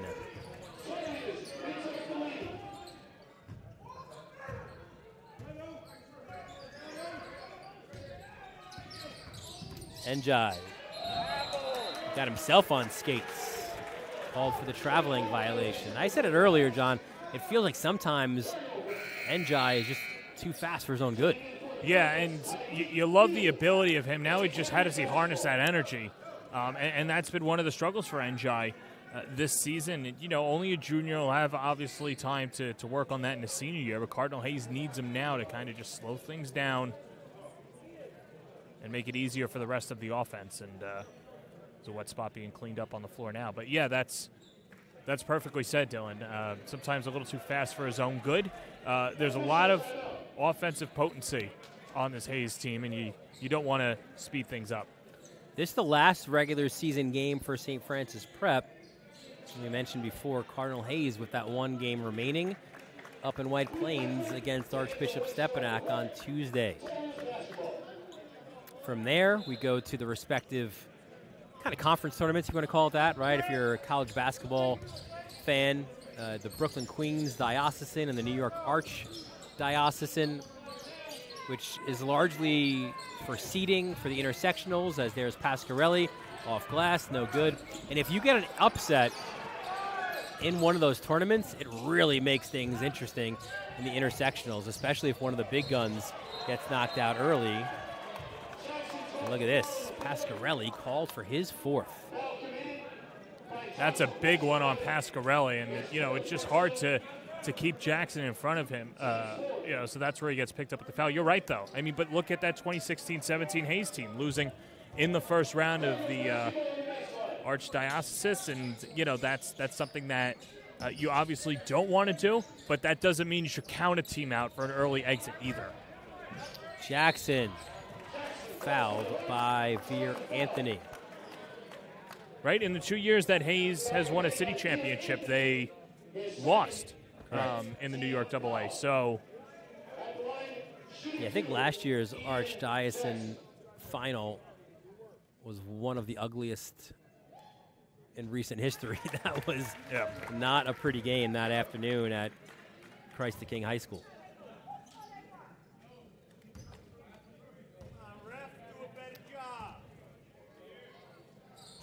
Jackson goes 1 of 2 from the line. A year ago, Stepanak and Hayes played 4 rounds. Round 1 was won by Hayes here. Here's Trey Lewis with the steal. And that's the thing about Veer Anthony, John. He is always in every play. Yeah, we saw him have the intercept down in the other end in the second quarter. He's got good active hands, and have to keep your head on a swivel when you see Veer Anthony in your periphery. Rounds 2 and 3 a year ago were won by Stepanak at home, and then the Archdiocesan, and then Cardinal Hayes, a game we had for you on the Varsity Media Sports Network, won the big one, the intersectional championship at Hofstra. 3 by Jackson, no good. Rebound bounces around. Lewis missed it. And he'll be called for the foul. He was trying to get the jump ball, but instead grabbed Veer Anthony's hand. So Trey Lewis is second, and just the team's second of this second half. Yeah, so many guys just jostling for position there, and you obviously don't want to pick up a foul, but keep an eye out there now, too. St. Francis Prep with 5 team fouls. Cardinal Hayes only with 2, as just under halfway to go in regulation.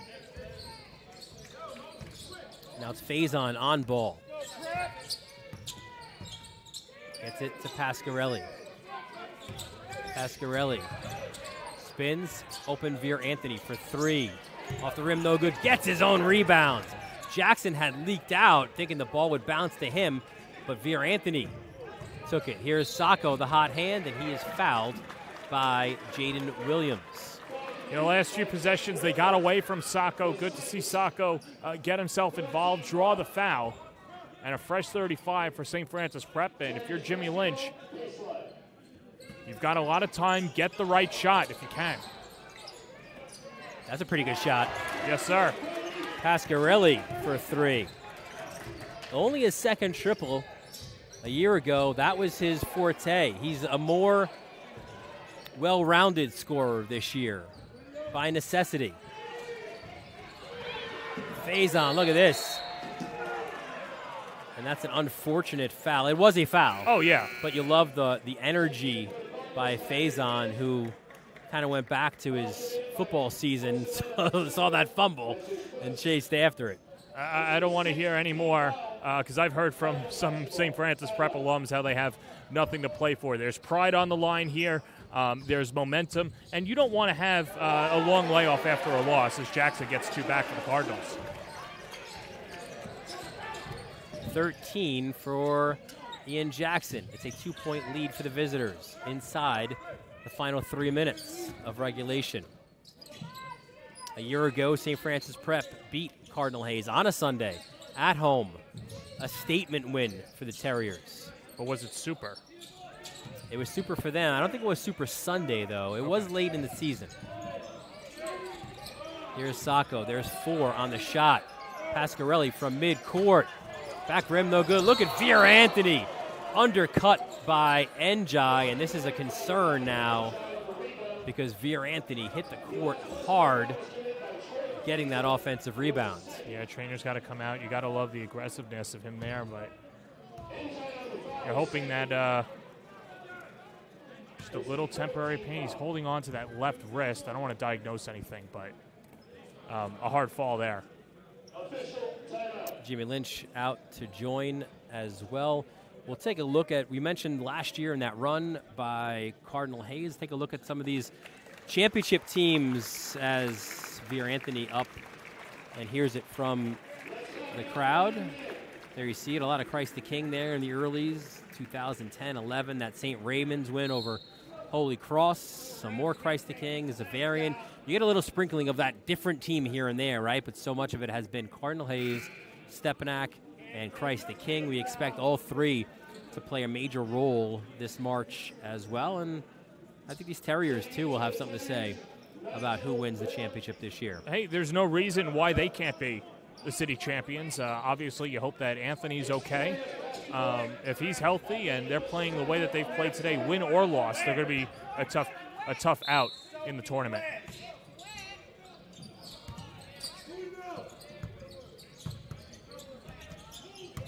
Play resumes. Here is Sacco inside. Oh, that's steps for Sacco.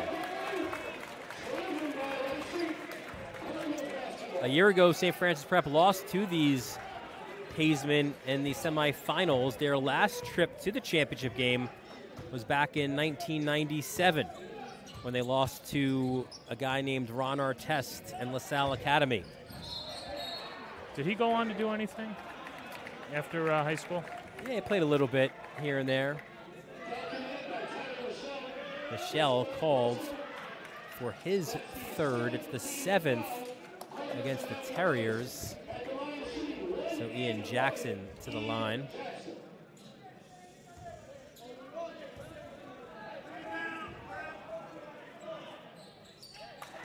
First is good.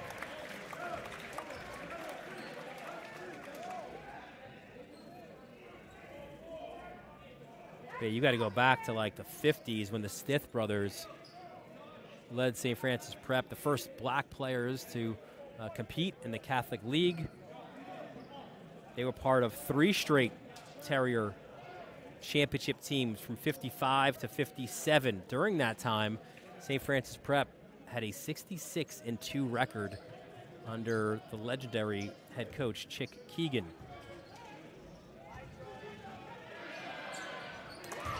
It's been a league that's been full of rich history and has really shaped the game of basketball nationally. I think the next year, Archbishop Malloy won the championship, coached by a guy named Lou Carnesecca. Yeah, I was just thinking about this before, and I don't want to harp on it. Maybe it's something we could talk about early in the next Hayes broadcast. I think Joe Lodes is the Lou Carnesecca of this league. The only difference is he's won the big title. I think Joe Lodes would like that. Both Queens guys. Here's Pasquarelli. Pasquarelli to his left. Can't get it. Ooh, the tap back by us. Big O. Sacco. 24 for Sacco. And Tyler Michelle was called for the foul. It's his fourth and the team's eighth. A minute 31 left. It's a 2-point lead for St. Francis Prep as Ian Jackson looks to shoot two, and we still see Veer Anthony at the end of the St. Francis Prep bench holding on to that, I'd even say upper, not really his wrist, right? Like a little bit of his like forearm. A forearm, yeah. Well, the one positive about not having a game until the playoffs is, you could rest up, maybe tape it up, not sure. Here we go, inside the final 90. 60 all. Sacco. Pasquarelli! Right in Jackson's face. Jackson blew a tire. St. Francis Prep bench wanting a traveling violation. Joe Lodes wants a timeout. Pasquarelli wants that too. That's a good timeout by Lodes, though. Settle it down, get the shot you want. Obviously, you don't need a three, but want to keep pace with St. Francis Prep. One other good thing, too, is that Prep has, if you're Cardinal Hayes, free throws will come the rest of the way if there is a foul, so a chance to gain points and net points late in this contest. 62-60, the lead for St. Francis Prep. Might these two teams meet again in the postseason? We saw a terrific game last year out at Hofstra in the semifinals. Here's some of those moving images again. Ian Jackson and Tobe Awaka currently at Tennessee. Here's a missed three. Tap back by Veer Anthony goes to Ian Jackson for 2 of his 14 in the game. And Josh Pasquarelli, a year ago, no one shot the three better than Pasquarelli did. Knocks one down there in the second quarter. How about this one here in the third quarter?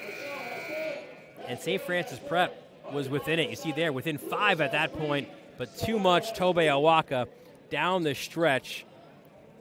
Awaka scored 8 points down the stretch.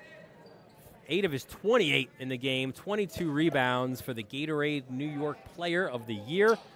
Tobe Awaka, as Cardinal Hayes won that one 73-62. No reason to believe that these two teams can't meet up again in the semifinals, and boy, I'd love a sequel. That'd be a lot of fun, whether it's at Fordham or St. John's. Well, if it's the semifinals or the finals, it would be at St. John's. You got to think, too, the St. Francis Prep, I mean, that's a short trip. Almost. You and the travel. That's you just decent. you're the only one that worries about these traveling arrangements. I don't worry. I'm talking about just the crowd. Get there. That's something. I'm just talking about the crowd. They showed up to Hofstra. They'll show up more for St. John's. Loose ball. Trey Lewis. 11 for him. We're tied at 62. Cardinal Hayes picks up full court. The chance of defense here from the home crowd. Faison on the ball. Guarded by Moore. Gets the big O. Spins. Lost his dribble. And a good timeout there by Jimmy Lane. Realizing that, because again, it happened right in front of him. Calls the timeout. It's a 30. Well, Lynch, a very good X and O's guys. We're seeing about a 13-second differential between game and shot clock. You want to get the shot that you like. Perhaps you involve Sacco again, or you go to one of your big guys like Pasquarelli. He's got some options there, and really can't go wrong with either guy. Quarterfinals this year will be at Fordham University. Great to have the playoffs back at Rose Hill Gym, where the regulars there, Fordham, have an incredible season. 20 wins for them, first time in a couple decades for Fordham. And then from there, the semifinals and the finals will be at Carnesecca Arena.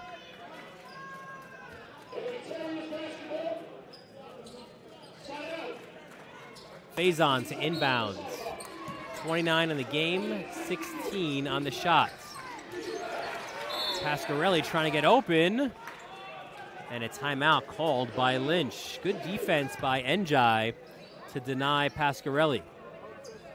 Yeah, and what it does is it gives Cardinal Hayes a good look at to what St. Francis Prep was drawing up.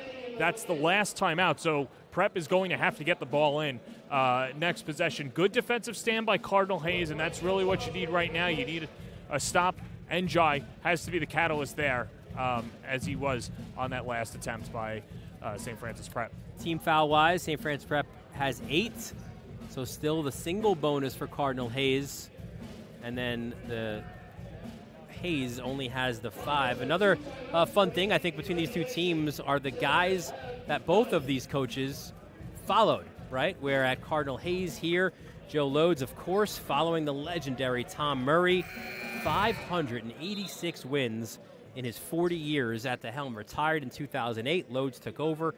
He's in his 15th season. And, of course, Jimmy Lynch, the disciple of the late, great Tim Leary, who a tremendous head coach during his time, one of the greatest in the Catholic League, 646 wins in his 43 years before he died in 2018 after a battle with gallbladder cancer. Off the timeout, here comes Pasquarelli. Guarded closely by Jackson. Pull-up jumper, rims out, no good. Tip back, here's Sacco. Pasquarelli, no timeout for the Terriers. Blocked by Jackson. And then a traveling violation will be called on Williams. Big break there for St. Francis Prep. Loades wanted a timeout, and now Prep with an opportunity to win the game. 9.5 seconds left. You know what's going to be said here. Get something without any time left. Don't give Cardinal Hayes an opportunity to go back down the court. Inbounds. Sacco double teams. Sacco to Pasquarelli. Pasquarelli baseline, no good, no foul. Sacco the putback, can't get it. Jackson, three-quarter shot. Just missed the basket. And we have extra basketball. Oh boy, if you're St. Francis Prep, and we can look at that again.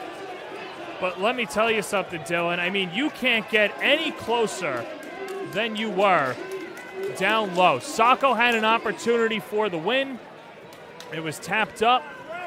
Good job by Cardinal Hayes defensively. There was a lot of contact there.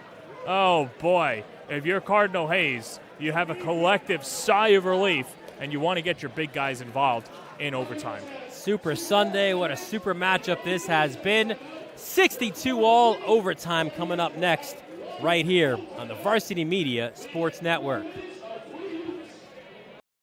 You're watching the Varsity Media Sports Network, the home for New York high school sports.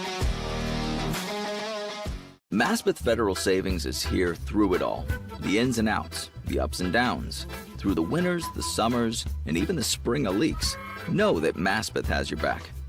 From luxury sheets to balance sheets to dancing under the stars, your mission is our mission. And when our community calls, we proudly step forward. So whether you need it now or planning for tomorrow, through all the twists and all the turns, you can always find us right here in your neighborhood.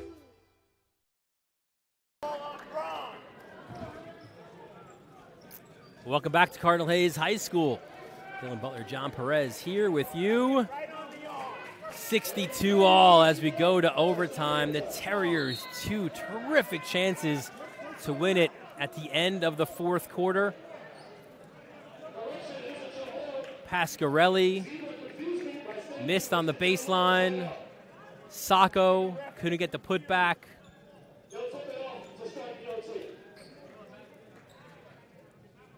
You know, these two teams not used to playing extra sessions, so you have to actually tip it off. Yeah. I think Jimmy Lynch still looking for the foul. That was not called. Tipped by Jackson. Back to Njai. Well, he's got a case.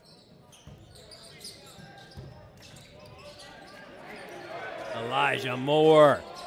Back rim, no good. Rebound. Fought for. Njai comes away.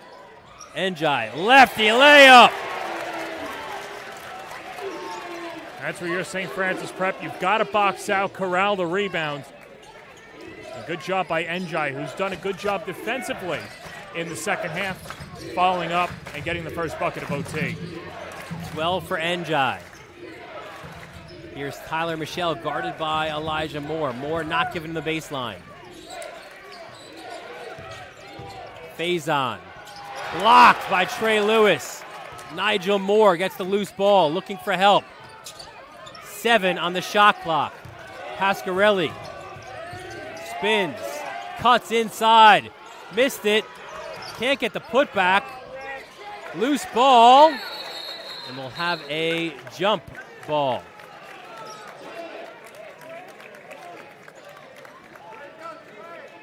Possession, Cardinal Hayes. Oh boy, you gotta love the Super Sunday battle between two of the best teams in the city. Who wants it more?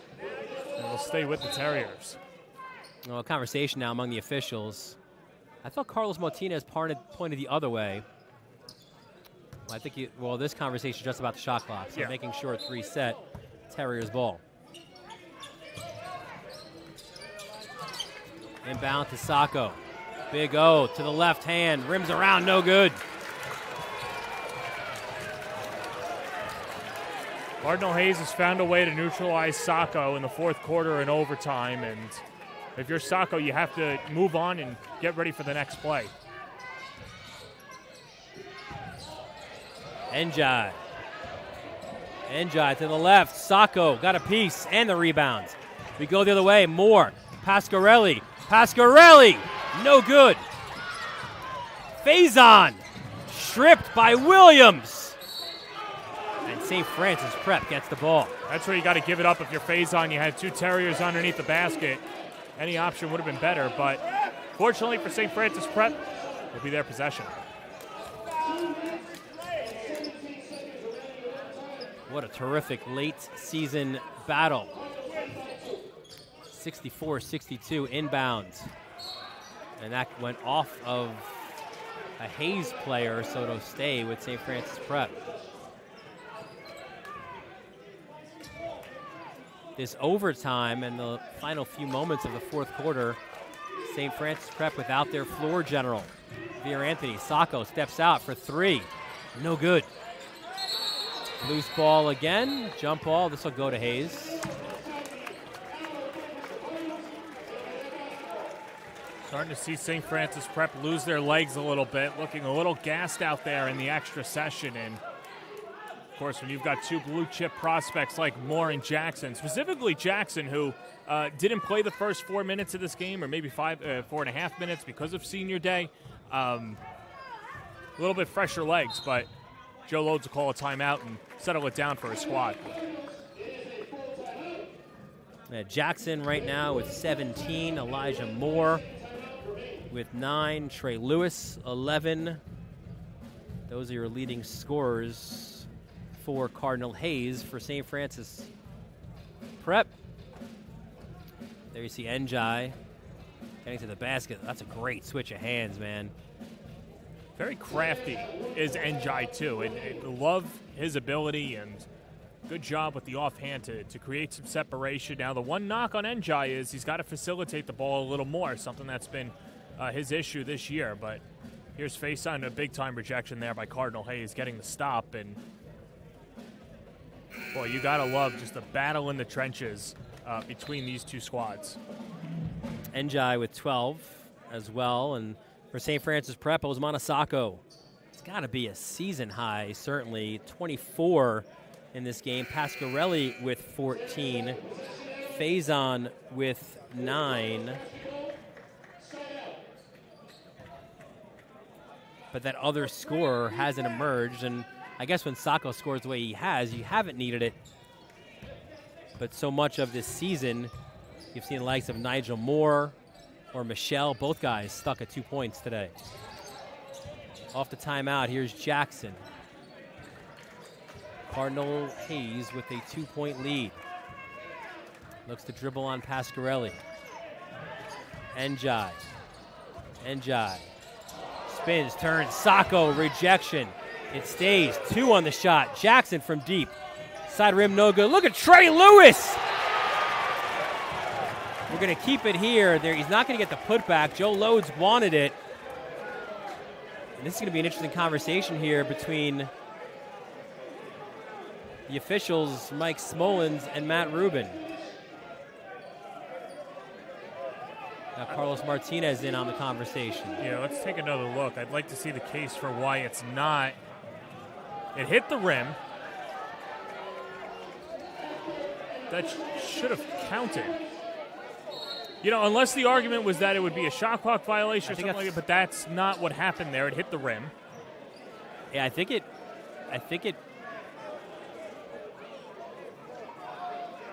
I personally think it was a referee error there because of that shot clock, maybe not realizing that it had hit the side of the rim. You know, the one fortunate break for St. Francis Prep is that it's not an end one, and now Hayes can, Hayes will have an opportunity to wipe some time away, but there's another timeout by Lodes. But 2 big points there, yeah, not of course, on the scoreboard.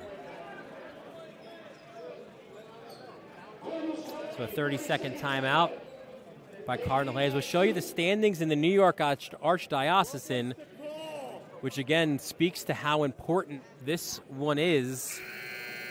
Stepanak has led the way.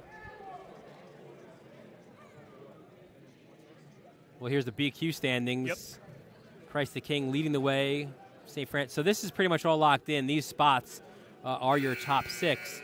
But in the New York Archdiocesan, this is where it's interesting with Hayes and Stepanak at the top. Should Hayes pull off the win here, it sets up a winner-take-all on Tuesday in White Plains. Should St. Francis Prep win this game, it makes that game, at least as far as the standings go, meaningless, and Stepanak will win the regular season and have that top seed in the Archdiocesan playoffs. Yeah, and of course seeding's obviously important, but you're playing in neutral courts going forward. So read into that what you want. Listen, Dylan, if you were to tell me today that Hayes will win the city championship, but they're a number 2 seed, I wouldn't be surprised at all. Same thing with St. Francis Prep coming out of the BQ. It could be either one of those 2, Stepanak or Christ the King, the 4 prohibitive favorites in the city. Njai off the inbounds.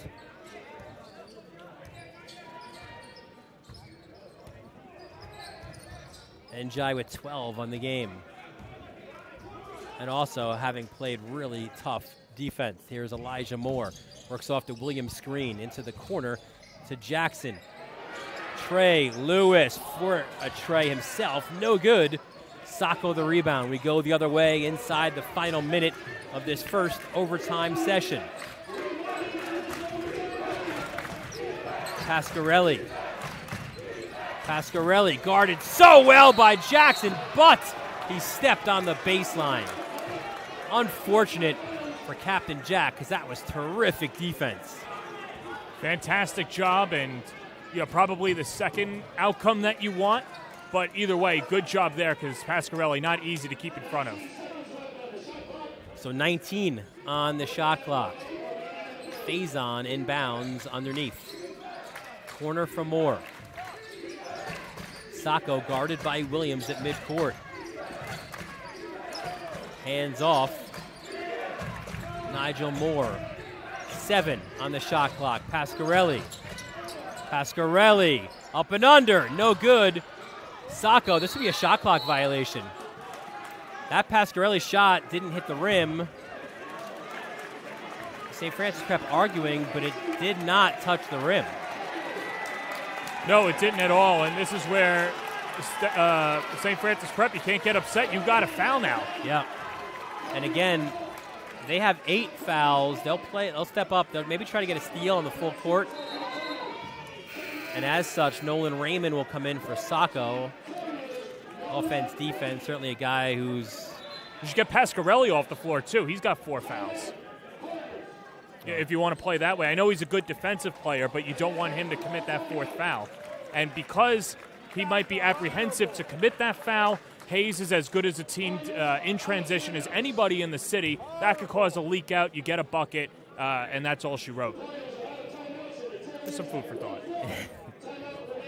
Food for later, maybe? Maybe, yeah. Thought, yeah. Our broadcast schedule continues in the Catholic League.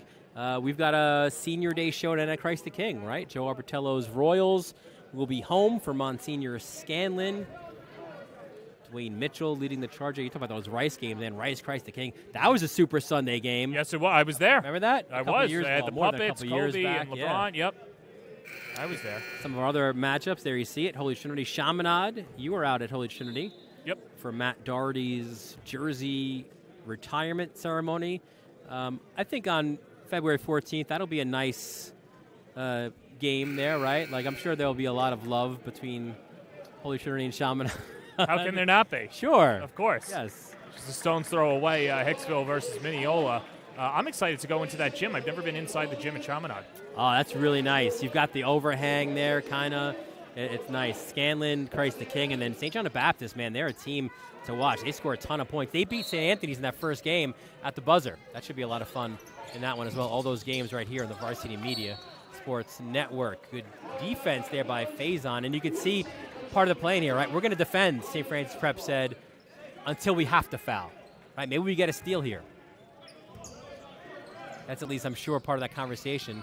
Jackson, probably not the guy you want to foul, and Pasquarelli's not the guy that you want to give that foul.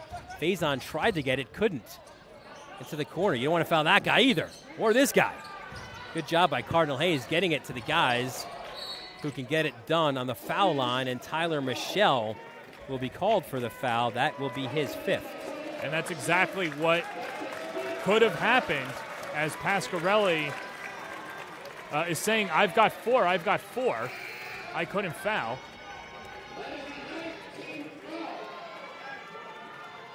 So I think there's confusion at the scorers table saying that somebody picked up their fifth, but that should be it was Michelle's Michelle, fifth. right? Yeah, exactly. So Jimmy Lynch wants the 20 seconds that you get to talk it over with his team, but yeah, that's kind of playing with fire there, right? You've got your best scorer, Pasquarelli, who's on the floor. He's got 4 fouls, so he can't commit the foul, and because of that, 17 seconds come off the clock. So it'll be a 1-and-1. When we resume, it'll be Ian Jackson, who has done nothing but make free throws in this game. Actually, he's missed 2. 5 of 7 from the line right now. This is his biggest of the game. 12.9 seconds left. Good. Money from your money player. And now the most important one, right? Because it's still a one-possession game with all those three-point shooters for St. Francis Prep. Jackson makes it. Of course, unless there's a foul and a 3 made, a 2-possession game. St. Francis Prep needs points in a hurry. Look at this! Faison fouled by Njai. 2 shots, not a 3. Faison thought he was inside the arc. Of course, these officials don't have an official monitor to go after, so they can't reverse that. But either way, if you're Cardinal Hayes, what are you doing? Let him shoot. And Faison misses the first. So Nolan Raymond, this is what you were saying before. Raymond in for Pasquarelli.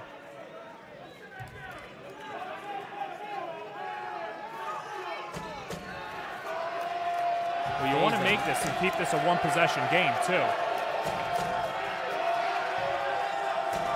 Second free throw is good.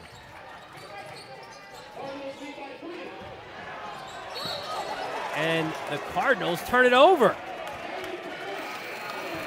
And to make it worse for Cardinal Hayes with no time off the clock. Right. So 9.1 with an inbound underneath. There you go.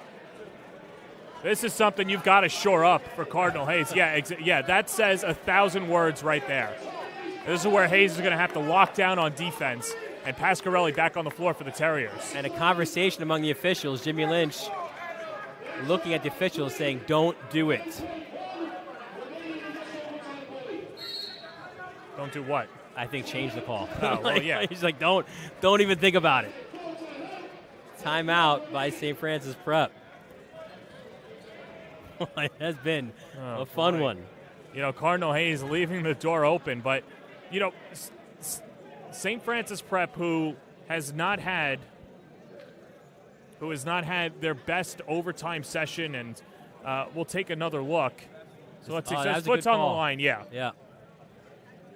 And that went in and out, too. That was almost an and one. Yeah. So that was a good call by the officials. As you can see, the foot by Faison on the line.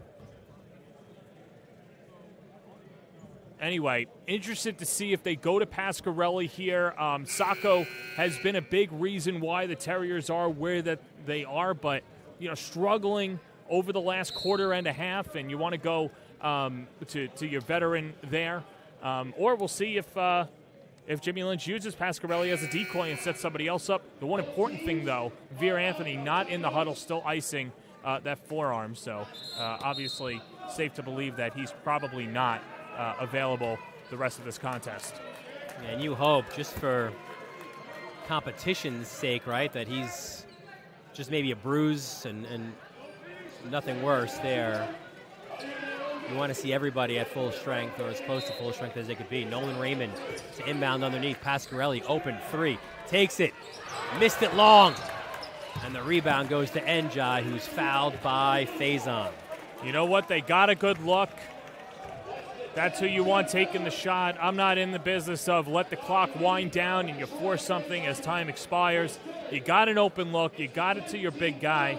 Unfortunately, just not able to drill it. And for Cardinal Hayes, now they're controlling their own destiny. Njai, if he knocks down one of two, gets his team close to a W.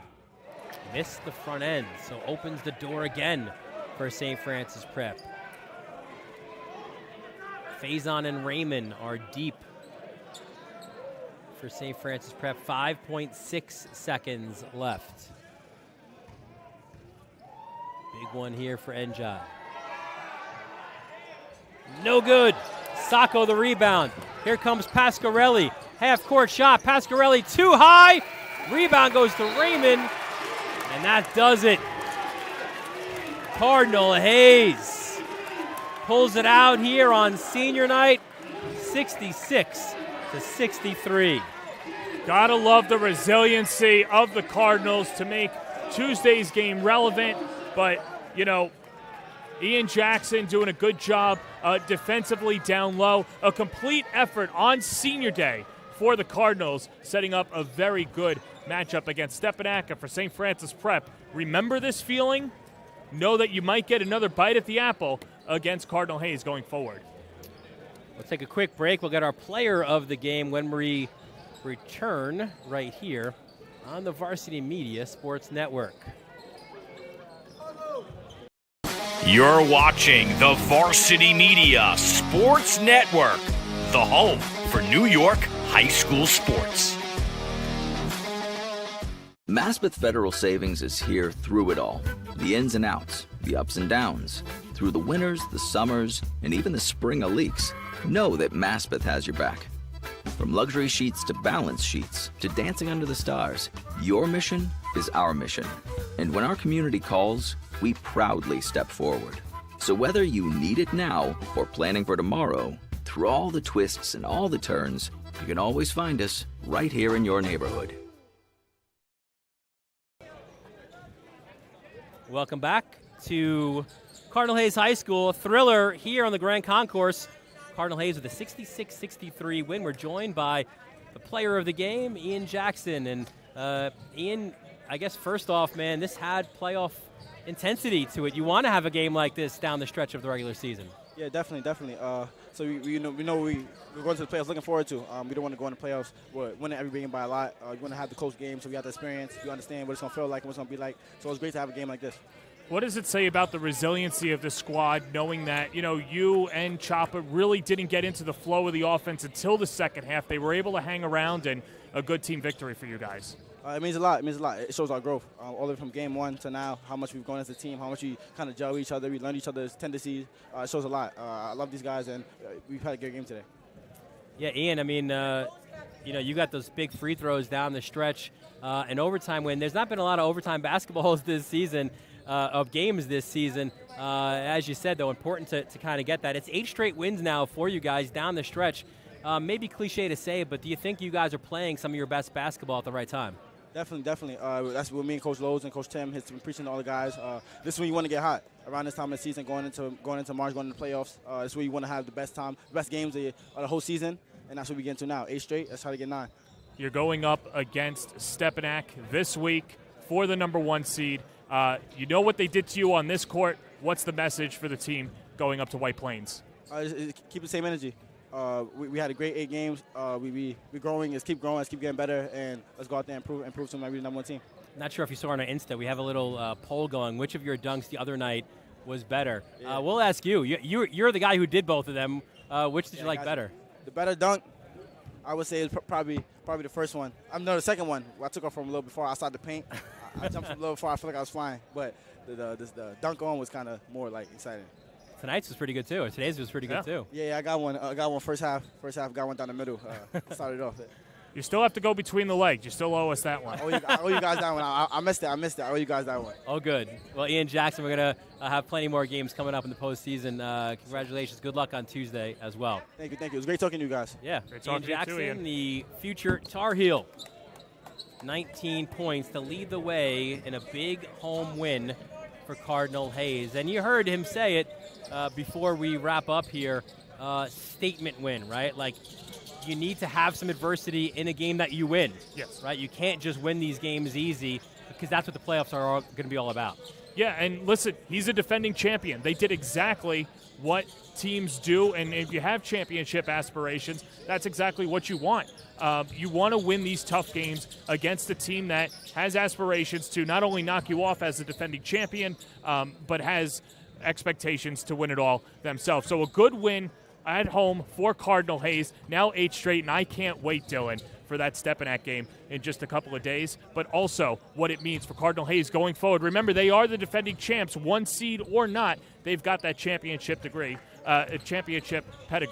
They've been a lot of fun to watch this year. And we'll repeat it again. If Cardinal Hayes wins in White Plains, they are the top seed in the Archdiocese. If not, they're the 2, and kind of expect there might be another round in the Archdiocese playoffs, and that 4th round, will be right here on the Varsity Media Sports Network. So an incredible afternoon here on the Grand Concourse. A Super Sunday, right? Lived up to it as well. That's John Perez, Dylan Butler.